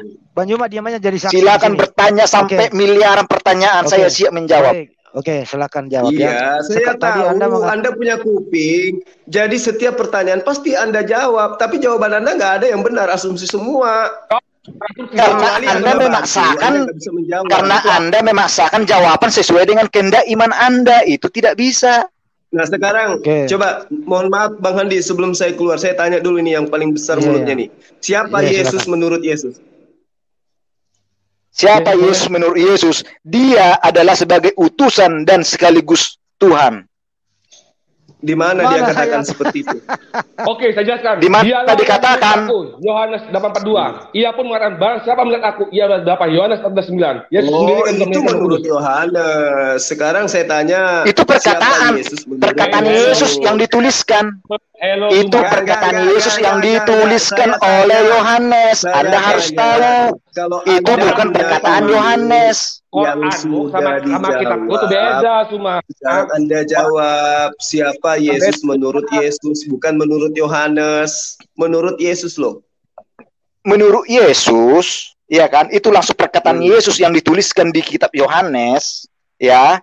Yesus mengaku dia sebagai utusan dan dia juga mengaku adalah sebagai Tuhan. Mana ayatnya mengaku Tuhan? Ayatnya mau saya buka. Mana ayatnya? Baca. Yesus mengaku Tuhan. Mana ayatnya Yesus mengaku Tuhan? Mana? Nah, baca. Nih, saya tunjukkan. Baca Yohanes 3. Baca Yohanes 13 ayat 9. Baca. Mana? Saya mau dengerin nih malam Yesus mengaku Tuhan. Mana? Aku dan Bapa adalah satu. Beda redaksinya. Beda redaksi. Saya minta. Bang Handi, saya pamit ya Bang. Jangan dulu Bang. Bang Handi saya pamit. Ngerokok aja dulu dengerin. Zoom, jangan ngerokok Zoom. Jangan terus Zoom. Mana ayatnya? Mana ayatnya Yesus mengaku Tuhan? Ini nomor HP saya tulis ya di chat ya, supaya kalian hubungi saya kalau mau dialog betul-betul Anda serius. Barang siapa melihat aku, ia melihat Bapa. Sudah. Enggak begitu saya minta. Tadi Anda mengatakan Yesus ada mengaku Tuhan. Mana ayatnya Yesus mengaku Tuhan? Aku dan Bapa adalah satu. Mana ayatnya Yesus mengaku Tuhan? Tadi Anda mengatakan Yesus mengaku Tuhan. Mana? Mana itu nomor saya udah tuliskan. Allah jelaskan, aku Tuhan Allahmu, Allah, aku Allahmu, aku emosi. Nomor saya sudah saya tuliskan bagi teman-teman yang mau belajar dengan saya. Silakan Anda hubungi. Juma nggak punya roh, Juma nggak punya ucapan, nggak punya firman, Juma. Kau tunggu dulu Juma, jangan terus kau, tunggu sini kau. Emang lu ada ilmu? Emang kamu ada ilmu menantangi Bang Juma? Ada ilmu lu? Kau ada. Oke, baik. Saya tes dulu kalau lo punya ilmu. Silakan bacakan ya. Silakan bacakan Kejadian 1 ayat 1 pakai original teks. Silakan.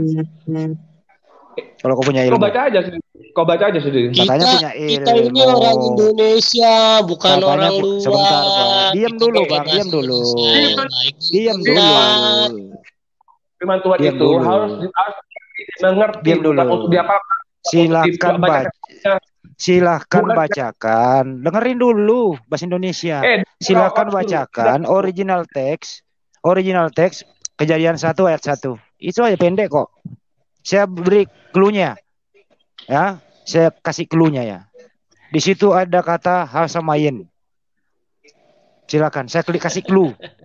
Silakan baca. Gini ya, saya jelaskan dulu ya. Aku sama kita hasamayim wa haares. Tuh, Banyu mah bisa. Lu Al-Qur'anmu.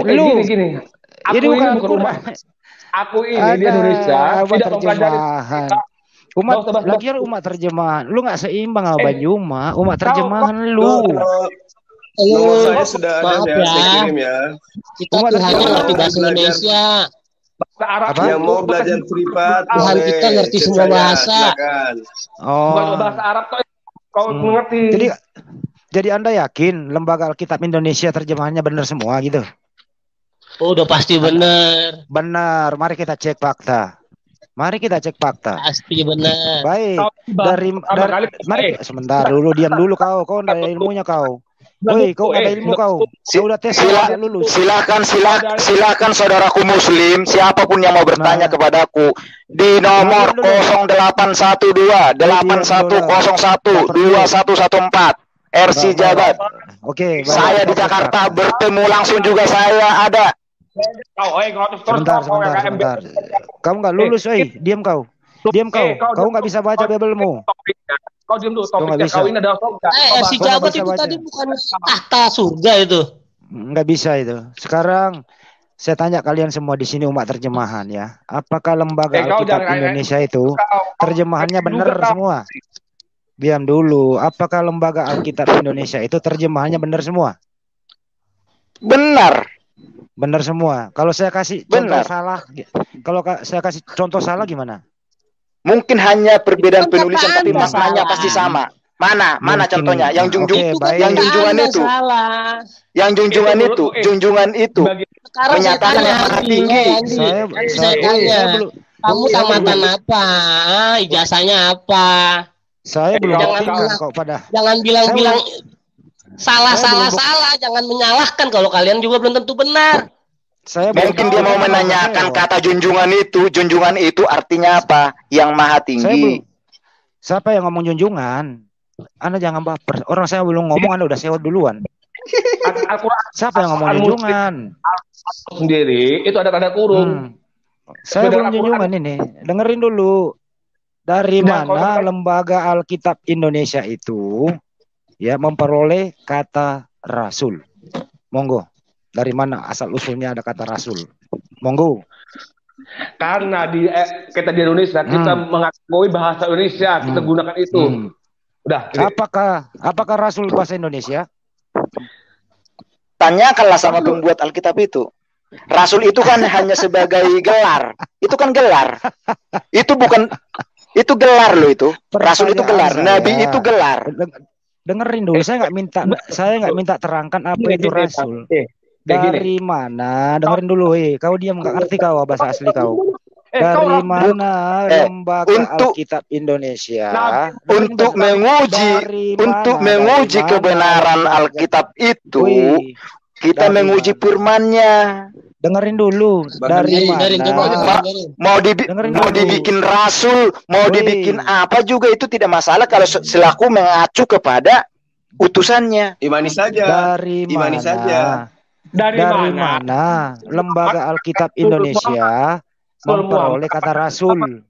Dari mana? Jawab. Tanyalah ke lembaga Alkitab Indonesia, tanya ke sana, ke lembaga Alkitab di Matraman kalau masalah itu. Saya katakan tadi umat terjemahan banyak salahnya. Ada sendiri. Ada di Matraman, dekat Departemen Sosial, Depsos. Pergi aja ke sana. Pergi aja ke sana. Susah. Iya Bang Jo. Efesus 2 ayat 15 ya. Coba kita lihat Efesus 2 ayat 15 saya bacain dulu, di dalam bahasa saya bacain dulu. Iya. Saya bacain bahasa Indonesianya dulu. Sebentar, diam dulu, ini ayat mau dibaca ini. Saya bacain dulu terjemahannya, saya hafal. Nanti Bajul baca bahasa original teksnya ya. Anda diam dulu. Saya injilin nih kalian. Woi, saya injilin dulu, saya hafal Bible.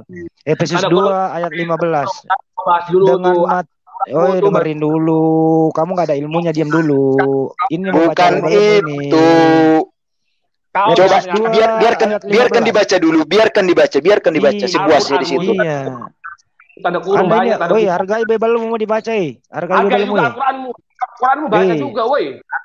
Emang kamu bisa baca Al-Quran? Kamu bisa baca? Terjemahannya bisa. Kalau cuma itu bisa terjemahan. Jadi Anda mau terjemahan, diam dulu. Efesus 2 ayat 15. Dengan matinya sebagai manusia. Siapa lagi? Dengan matinya sebagai manusia. Segala ketentuan dan aturan hukum Taurat telah dibatalkan. Kurang lebih seperti itu. Monggo Banjuma dibacakan original teksnya. Nah, original teksnya mengatakan ton nomon temen tolon endok mesin karak besas. Hina taus do kitse onose is hina kaunon antropon poinen eirenen. Terjemahan yang benar itu adalah dengan meniadakan permusuhan di dalam dagingnya sejajar dengan hukum Taurat dan perintah-perintahnya yang termuat di dalam peraturan-peraturannya. Tapi kalau Lai mengatakan sebab dengan matinya sebagai manusia ia telah membatalkan hukum Taurat. Nah, berarti saya sama aja itu. Sama aja. Sama. Gak ada bedanya. Apanya yang sama? Itu sama. Kalau di dalam aspek original teksnya dikatakan hina taus do kites aunoto, itu jelas sejajar dengan hukum Taurat. Nah, dari mana kemudian Lai mengambil kata membatalkan hukum Taurat? Membatalkan dengan sejajar beda atau sama? Beda.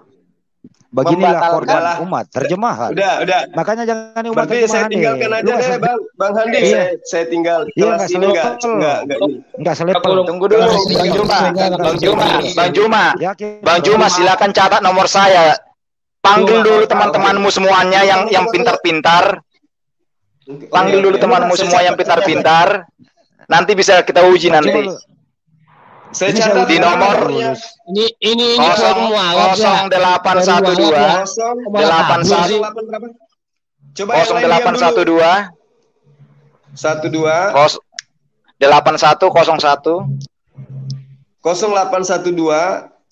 8101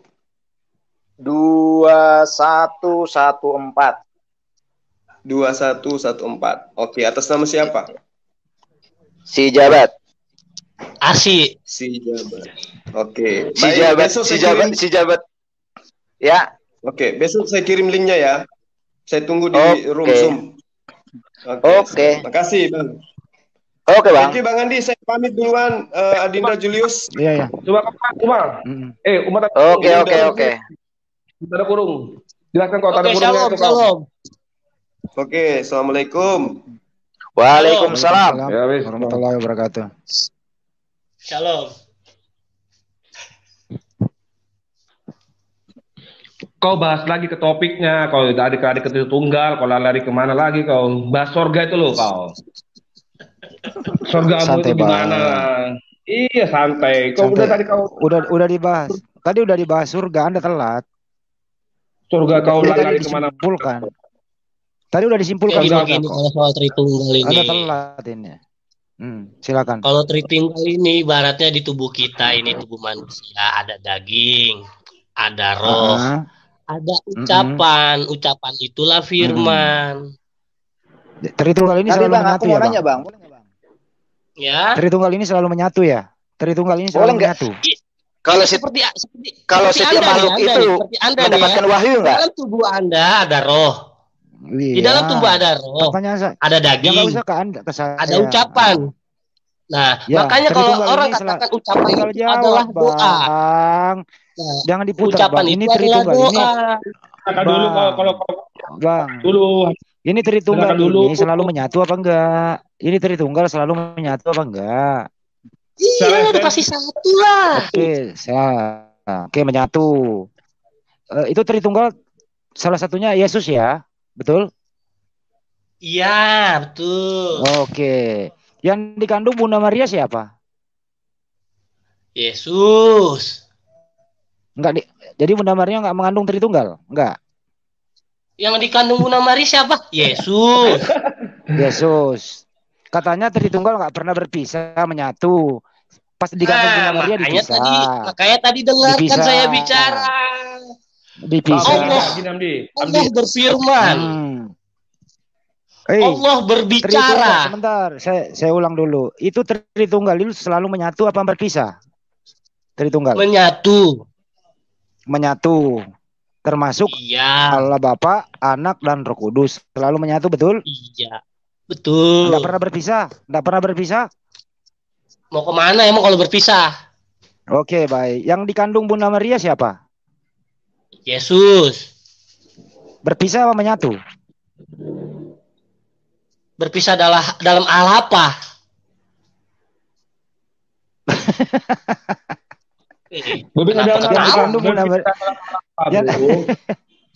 Saya tanya lagi dalam hal apa?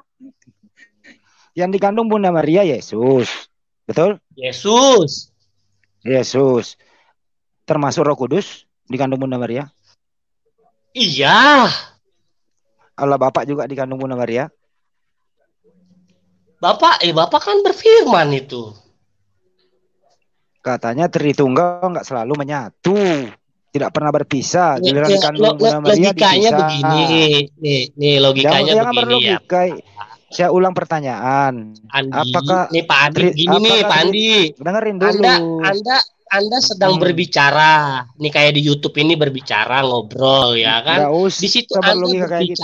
Dan didengarkan banyak orang. Apakah Anda ada di YouTube itu dan Anda di YouTube salah atau di luar YouTube? Saya nggak usah beranalogi, langsung ke intinya. Tritunggal itu selalu menyatu atau berpisah? Itu logika, tolong pakai logika otak Anda digunakan. Oke, sekarang saya bertanya ke Anda, itu Tritunggal itu selalu menyatu apa berpisah?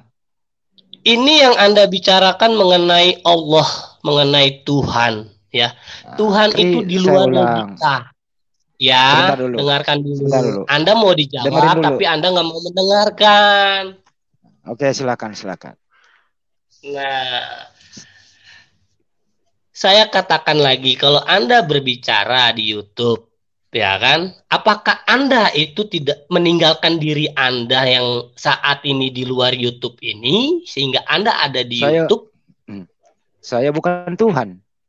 Nah, saya nggak masuk itu kamu aja, Bu. Kenapa Anda dengar dulu? Kenapa Anda analogi sebentar dulu, Bro? Dengar dulu. Kenapa Anda analogi sebentar dulu? Kenapa dengar dulu, Pak? Saya dengar dulu, saya ini bukan Tritunggal. Kenapa Anda logikanya, Pak? Anda sebagai manusia. Yang kita bicarakan Anda kan sebagai manusia. Ini kan Anda manusia aja bisa berbuat seperti itu loh. Anda sebagai manusia bisa berbuat seperti itu. Apalagi Allah, apalagi Tuhan. Oke, Tritunggal apa sih? Tritunggal kan Allah Bapa, Yesus dan Roh Kudus. Oke, jelas. Allah Bapa, Yesus dan Roh Kudus. Tritunggal dong. Oke. Jelas. Gini, kerjakan dulu ya. Amdi, diam dulu. Yesus di tengah hadir di dunia ini untuk kita semua mengetahui relasi hubungan pribadi saya Allah. Saya nanya itu. Yang tidak saya nggak nanya itu. Dalam kodrat ilahi. Udah. Saya nggak gitu. Pertanyaan nggak ke segitu. Tritunggal adalah Allah Bapa, Allah Anak dan Roh Kudus. Pertanyaannya, apakah ketiga Tritunggal ini selalu menyatu? Iya, dia selalu melekat dalam kodrat Allah. Dalam berapa kali diulang, Pak? Oke, selalu melekat ya. Pertanyaan saya, yang dikandung Bunda Maria siapa? Allah berfirman, Yesus. Yesus dikandung. Artinya Allah berfirman, dengerin jangan dipotong. Allah berfirman, Yesus. Yang dikandung Bunda Maria siapa? Di surat Maryam, Allah berfirman, Isa Al-Masih. Yang saya nggak nanya proses kenapa dia hamil. Yang dikandung Bunda Maria itu siapa? Ini Anda bertanya sebagai manusia loh. Saya jawab sebagai manusia ini. Anda bertanya sebagai manusia, saya jawab sebagai manusia. Allah berfirman Yesus. Yesus yang dikandung Bunda Maria. Allah berfirman Yesus. Kurang jelas. Yang dikandung Bunda Maria siapa? Allah berfirman Yesus. Yesus yang dikandung Bunda Maria. Artinya udah jelas. Artinya Allah sama Roh Kudus nggak dikandung Bunda Maria. Dia melekat satu dalam kodrat Allah. Dia melekat. Dia ada dalam satu kodrat Allah. Melekat. Makanya dengerin Allah berfirman, Yesus. Saya nggak tanya. Ya ketiga-tiganya dikandung Bunda Maria apa enggak? Iya, dia melekat satu kodrat Allah. Dia melekat. Oke. Ya. Melekat. Berarti ketiga-tiganya dikandung oleh Bunda Maria. Ya. Oke. Waktu ketiga-tiganya dikandung Bunda Maria, siapa yang menjaga alam semesta? Dia sendiri, dia juga. Itu seperti saya ceritakan tadi mengenai Anda. Nggak usah ceritakan ke saya. Langsung jawab. Waktu dikandung Bunda Maria ketiga-tiganya. Namanya juga Tuhan ya. Tuhan itu tetap satu. Dia meskipun ada di dunia ini dia menjaga alam semesta. Saya ulang pertanyaannya bahasa Indonesia. Waktu ketiga-tiganya dikandung Bunda Maria, siapa yang menjaga alam semesta itu Tuhan, menjaga alam semesta itu Allah, menjaga alam semesta itu Roh Kudus. Karena Tuhan bukan otak manusia, karena Tuhan ada di mana-mana, karena Tuhan adalah segalanya, seperti tadi Zuma jawab seperti itu, karena Allah adalah segala-galanya. Jadi di dalam kandungan Bunda Maria, Tuhan bisa menjaga alam semesta, betul? Loh, kamu membatasi kuasa Tuhan. Saya nggak membatasi. Anda tadi putuskan bahwa gimana? Kayak anak sekolah mingguan Anda kalian ini. Bener anak sekolah mingguan diajarin ini. Kalian kok membatasi serius? Makanya Anda sekolah minggu dulu, sekolah PAUD dulu. Kalau itu membatasi Tuhan, Allahmu katanya boleh dibatasi kuasa Tuhan. Kok katanya kuasa Tuhan boleh dibatasi? Kok membatasi Tuhan? Masa sekarang gini loh logikanya nih pertanyaan Anda loh. Ini pertanyaan anak SD mungkin bisa jawab kali ya. Masa sih anak di dalam kandungan? Logika. Anda tadi udah setuju bahwa yang dikandung Bunda Maria itu adalah tiga-tiganya. Setuju kan? Iya, kenapa? Iya. Setuju. Setuju. Oke, setuju. Udah setuju, udah diam, udah setuju. Tuhan mudah tuh ngapain? Berarti Anda setuju kan yang dikandung Bunda Maria tiga-tiganya kan gitu? Setuju kan? Artinya dalam kandungan Bunda Maria bisa menjaga alam semesta. Betul apa salah? Bisa. Ya bisa lah, sama Tuhan. Bisa. Oke, bisa. Saya nggak ngatur, saya nanya Bapak. Saya nggak ngatur. Siapa yang ngatur? Jangan emosi. Ya, nggak emosi. Pertanyaanmu yang enggak. Saya nggak berpendapat ini. Pertanyaanmu tidak ada pertanyaan yang perlu dijawab terus. Dalam kandungan Tuhan bisa menjaga alam semesta. Setuju dong tadi begitu? Bisa banget. Ya, bisa banget. Oke. Itu aja kok repot, jangan emosi dong. Gimana sih ente ini kok marah-marah? Ada pertanyaan. Pertanyaan saya berdasarkan pertanyaan saya landasannya ada apa itu landasannya? Landasannya adalah Tritunggal yang tidak pernah berpisah. Oke kan? Saya nggak nambah loh. Iya. Oke. Waktu Yesus disalib, apakah mereka berpisah atau menyatu? Silakan. Ya tetap satu hakikat loh. Satu kodrat toh. Dia satu kodrat Allah. Oke, jadi satu ya. Jadi Allah Bapa, Yesus, Roh Kudus ikut ke salib, betul? Betul. Waktu ke salib, jadi apakah ketiga-tiganya terkutuk? Siapa bilang terkutuk? Baca lagi dong, Galatia 3:13. Terkutuklah orang yang digantung di tiang salib. Kau harus tahu dulu tujuan Tuhan Yesus disalib tuh ngapain dulu? Tujuannya apa dulu? Tujuannya harus tahu. Dengerin dulu. Lu langsung tujuan. Nanti tujuannya. Dengerin dulu. Anda udah setuju. Tiga-tiganya ikut ke salib. Tiga-tiganya ikut ke salib karena nggak pernah berpisah. Pertanyaan saya, apakah ketiga-tiganya ini ikut terkutuk? Sesuai dengan Galatia 3:13. Terkutuklah orang yang digantung di tiang salib. ketiga-tiganya lagi digantung di tiang salib. Apakah ketiganya ini terkutuk? Silakan. Tersalib, bukan terkutuk, tersalib. Makanya bacanya yang benar ayatnya. Oke, baca, monggo baca, silakan. Ini terkutuklah orang yang digantung pada kayu salib itu yang di sebelah kiri kanannya yang terkutuk. Kalau Kristus di situ disalib karena dia menebus dosa-dosa yang terkutuk ini. Karena yang dia digantung di tiang salib. Dengerin dulu. Yesus pernah digantung di tiang salib bukan? Pernah nggak? Iya. Oke. Terus bunyi ayatnya, terkutuklah orang yang digantung di tiang salib. Berarti Yesus terkutuk. Jadi ketiga-tiganya terkutuk. Ya, saya nggak tanya tujuan terkutukan. Saya nggak nanya.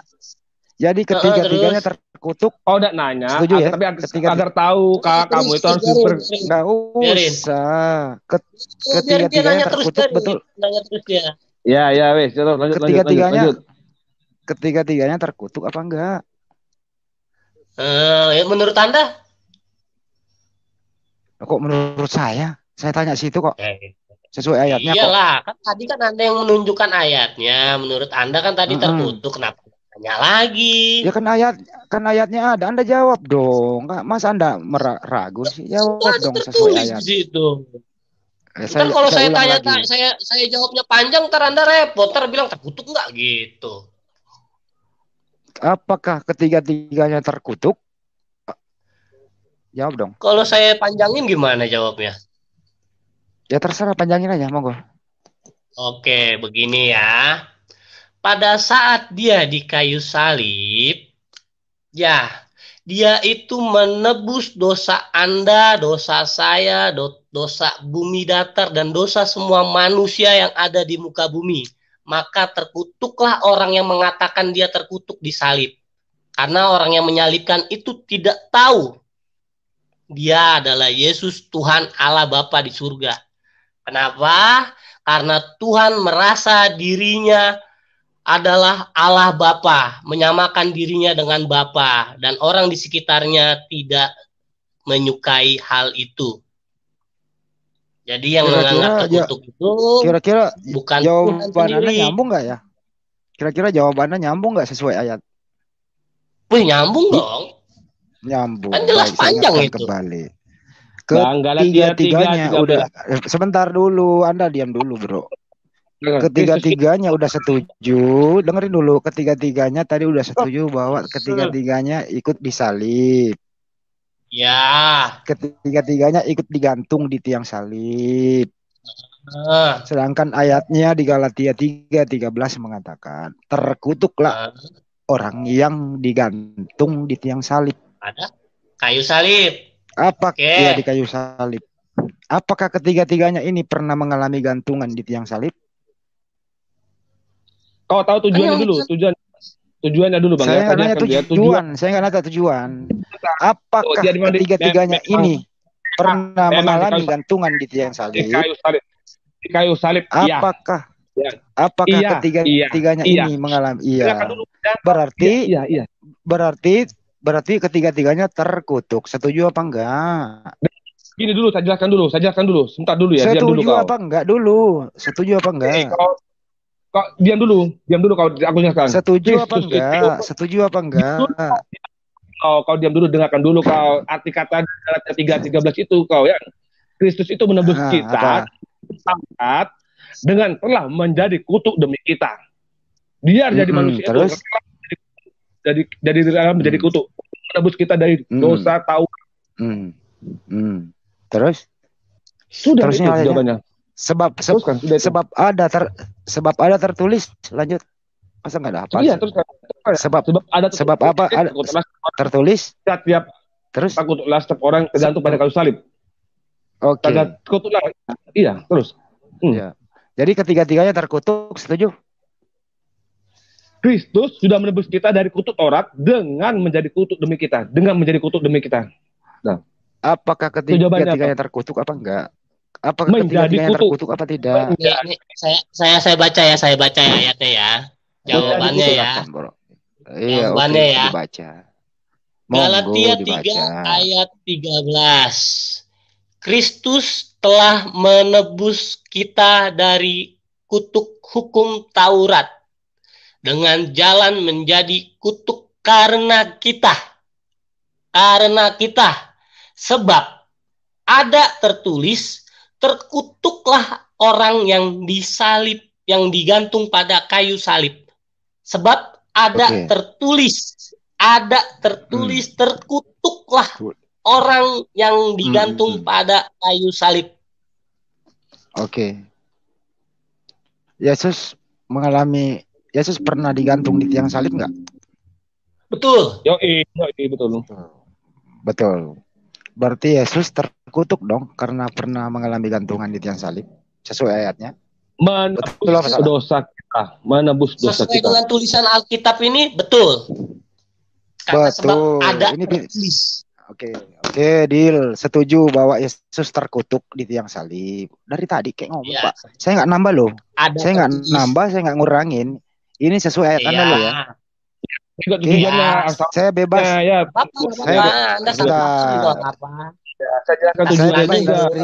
Sebentar, diam dulu. Saya bebas dari fitnah ya, bro. Saya bebas dari fitnah ya. Tafsir Anda kok itu nggak apa-apa. Kok saya nafsir sih? Orang ayat lu yang ngomong kok lu yang jawab. Gimana sih? Tidak apa-apa, silakan terus. Kan bilang terkutuk, kan Yesus terkutuk loh. Kan gitu. Saya bertanya, saya bertanya Yesus terkutuk apa enggak? Anda menjawab iya. Makanya simak, saya baca, simak. Kristus telah menebus kita dari kutuk hukum Taurat dengan jalan menjadi kutuk karena kita. Ya, sebab ada tertulis, terkutuklah orang yang digantung pada kayu salib, sebab ada tertulis. Jadi setiap yang digantung di tiang salib terkutuk dong, betul? Iya. Oke, Yesus pernah digantung di tiang salib nggak? Iya. Selama manusia Taurat dia itu terlakukan kutuk dosa. Berarti, maka Tuhan sebentar dulu. Kepanjangan. Menurut Anda Yesus terkutuk apa enggak dalam ayat ini? Enggak. Kalau menurut saya sih enggak. Tidak lah. Enggak. Dia menebus kita dari kutuk dosa. Dia menjadi terkutuk karena menebus dosa Anda, dosa saya. Itulah bodohnya dia. Barusan Anda ngomong. Dia menjadi terkutuk. Berarti Yesus terkutuk dong. Karena menebus dosa saya kan. Tadi kan jelas di situ. Iya. Yesus terkutuk menebus dosa Anda. Betul? Iya, dosa Anda dan saya. Betul, iya. Betul itu. Yesus terkutuk. Jadi Yesus terkutuk dong. Yesus terkutuk. Tapi tujuan kutukan. Bukan. Yang terkutuk siapa? Manusia. Anda kok bukan manusia yang Anda berdua ini kok jawabannya berbeda sih. Anda berdua kok jawabannya beda. Kamu tidak menjawab, mengerti? Saya dia berbeda. Saya dan dia aja beda, apalagi Anda. Kagak bener lu. Sesama Kristen nggak sama. Iya kan? Iya, kita sesama aja bisa beda, apalagi Anda yang jauh. Nggak ngerti, yang nggak paham. Saya ngikuti Anda ini. Saya nggak berpendapat ya. Saya nggak berpendapat loh, bro. Serius. Dulu ayatnya karena dosa kita tuh Kristus itu menebus dosa kita dari hukum kutuk. Menebus ya, bukan menjadi kutuk. Lu lawan dia, bro. Lu jelasin ke dia, bro. Lu jelasin ke dia tuh. Dia nggak ngerti dia ayatnya tuh. Bukan menjadi sekarang gini nih Bang, ya Bang Andi ya. Iya, lu jelasin ke dia dulu tuh. Lu berbeda. Anda samain dulu. Anda manusia terkutuk nggak, Bang? Mana siapa mau ngapain gua terkutuk? Emang apa salah saya apa terkutuk? Oke, Anda pernah berbuat salah nggak, Bang? Ya pastilah, manusia biasa pasti ada salahnya. Berarti manusia terkutuk dong, pernah berbuat dosa dong. Jadi semua manusia terkutuk gitu. Wah, iyalah. Iya. Itu ajaran lu, bukan ajaran gua. Anda dan saya berdosa, Bang. Di mana ada manusia itu sempurna, weh? Mana ada manusia sempurna?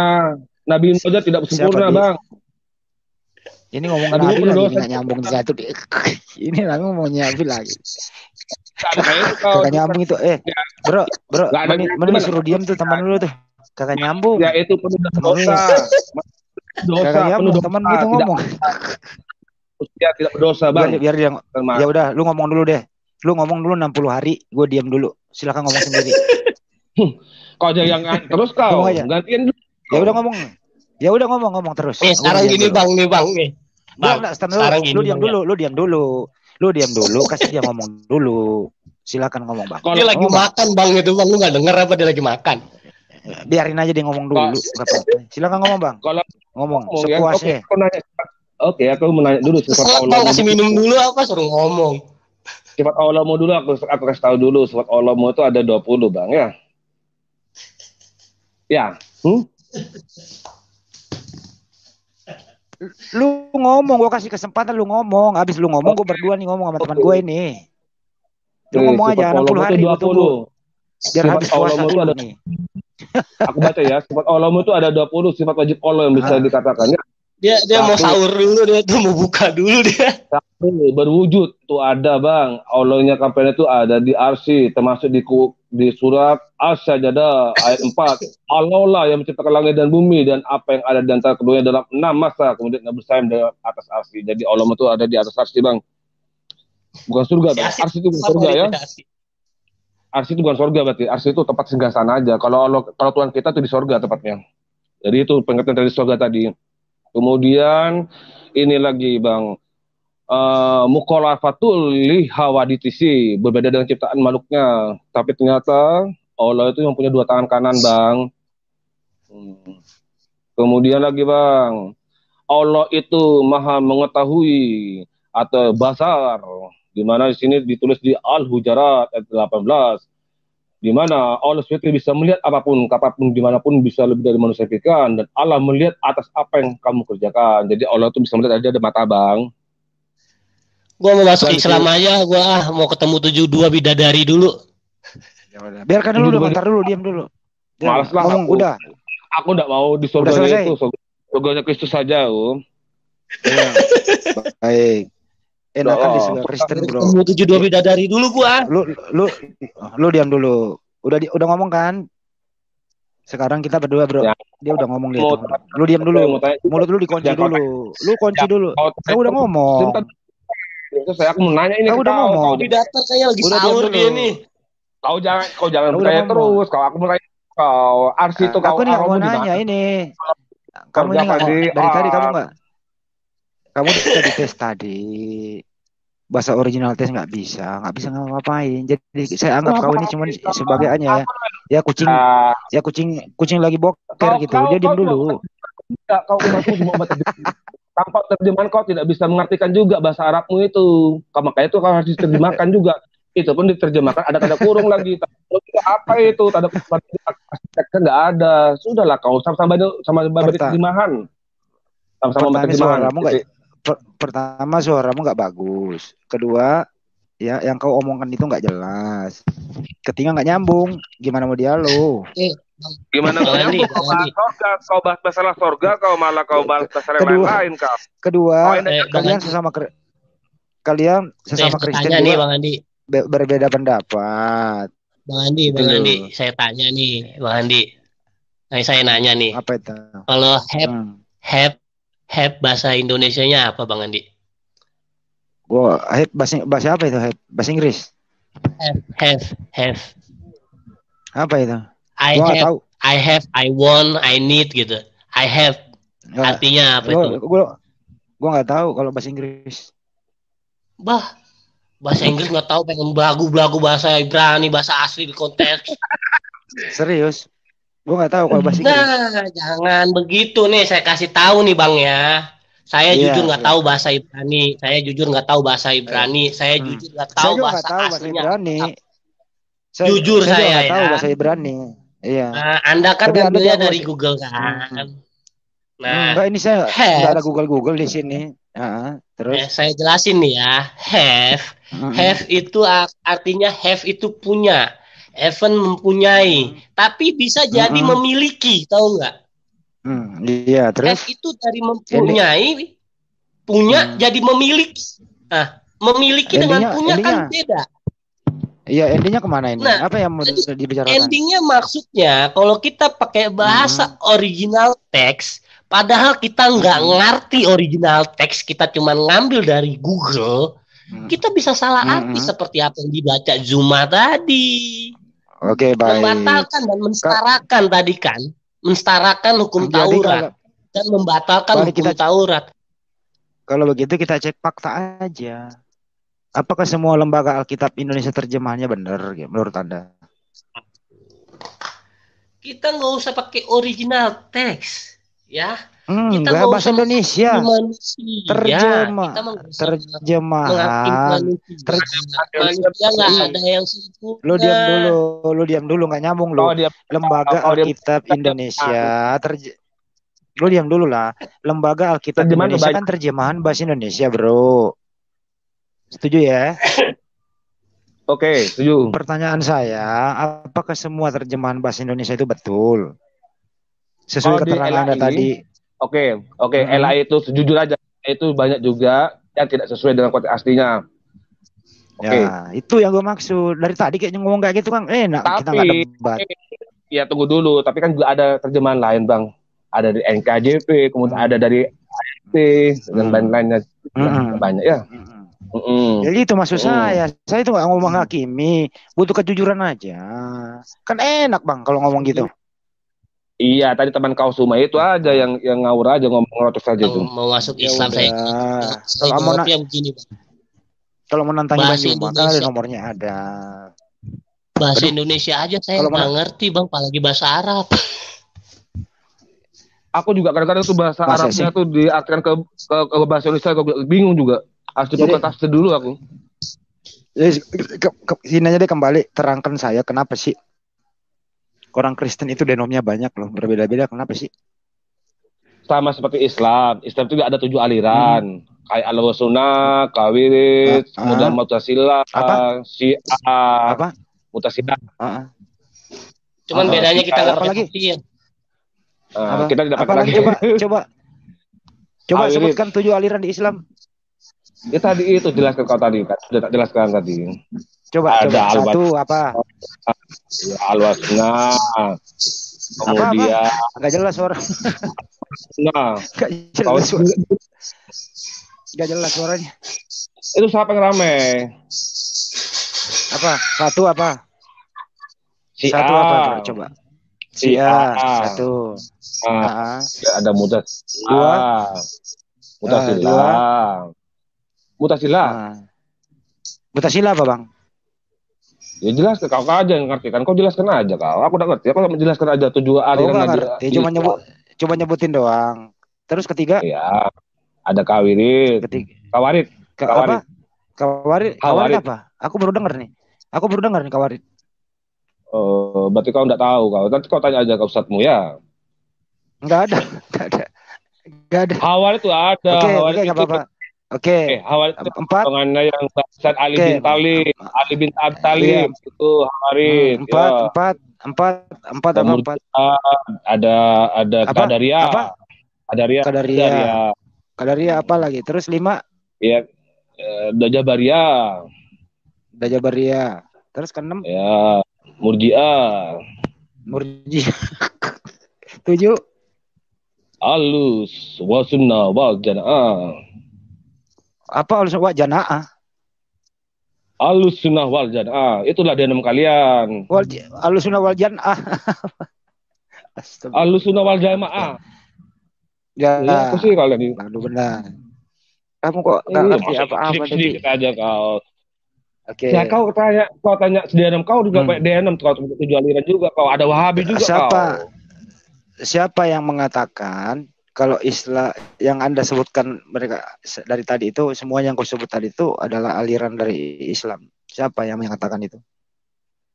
Ya kan di dalam ceramah-ceramah Ustaz kan ada juga yang katanya yang alirannya Ahlus Sunnah wal Jamaah. Siapa yang mengatakan? Ya kau cari aja di YouTube, kau banyak di YouTube itu. Termasuk juga YouTube. Ilmu Anda YouTube, Bro. Ya. Siapa sih namamu? Saya nggak bisa baca ini kecil. Siapa sih nama ente? Bumi Datar. Bumi Datar. Oh, Bumi Datar. Ini Bumi Datar itu nama orang apa sih? Bumi datar itu Allah berfirman bahwa bumi akan dari hamparan dataran. Gitu. Bumi itu datar ya? Iya, menurut Allah. Jadi nggak bulat gitu. Udah tadi bahas masalah denom lagi, denom. Iya, denom. Oh, denom. Iya, kalau kau bahas masalah Quranmu itu. Oke. Kalau denom Anda kenapa banyak begitu? Ya, denommu juga banyak, kenapa, Bang? Enggak ada banyak. Di Islam itu ada 2. Ada dengerin dulu. Ada jamaah. Itu bukan Islam. Yang dikenal Islam itu adalah satu Ahlussunnah wal Jamaah dan Muhammadiyah. Ada 4 mazhab. Tidak, Syiah itu bukan Islam. Syiah itu sesat. Kau tak jangan gitu. Syiah itu percaya sama Al-Quran. Kau jangan mensalahkan orang. Oke, sekarang saya tanya, apakah Anda mengerti yang dia maksud dengan Syiah? Syiah itu kan dengan dia tuh dengan apa? Dengan apa? Kawan tuh sama. Apa? Jalan dengan Ali bin Thalib. Apa Ali bin Thalib? Apa? Loh, dia sejalan ilmunya. Lu ngerti nggak? Lu ngerti nggak syaratnya Syiah seperti apa? Gue nggak tahu, dia tuh kurang. Berarti kamu nggak ngerti, kenapa Anda sebut kalau nggak ngerti? Mending belajarin dulu apa itu Syiah, baru kau kategorikan dia Muslim. Kalau enggak, ya malu bro, ini live lo. Loh, ngapain malu? Mending itu belajarin aliran dulu lah. Ngapain malu itu Syiah lo? Syiah itu. Kalian nggak harus baca Syiah lo ya. Syiah itu juga percaya sama Al-Quran lo. Al-Qurannya yang mana? Al-Quran yang mana? Halo. Ini udah melenceng terlalu jauh dan bumi datar aduh nggak ada kemampuan. Loh, kalau ada kemampuan kali itu kalau ada kemampuan gimana? Kalian membahas dalamnya Kristen kok kita udah boleh bahas dalamnya Islam? Enggak ya udah. Lu nggak ngerti sih ya kok. Iya, ilmu dulu. Orang kamu nggak ngerti sih, atau dulu bahas ya gitu. Sorga kamu bahas masalah lain dari tadi. Lu ngerti sih ya nggak sih? Enggak, mungkin nih gue tutup dulu Bang Andi. Iya tutup dulu deh. Pengen sahur. Gue matikan aja ya biar offline aja. Karena nih mungkin udah udah terlalu apa. Gue mau bikin sahur nih. Iya sama istirahat dulu. Ya oke, sebelum ditutup bro, siapa yang bumi datar, sebelum Anda dialog itu ya mengklaim sesuatu, mending pelajari dulu supaya kalau di-kick balik lu ada jawaban. Jelas ya? Sudah gue pelajari. Dari itu ya. Dan wassalamualaikum warahmatullahi wabarakatuh dan selamat sahur ya. Selamat sahur bentar lagi. Jadi siap-siap ya. Jadi Waalaikumsalam warahmatullahi wabarakatuh.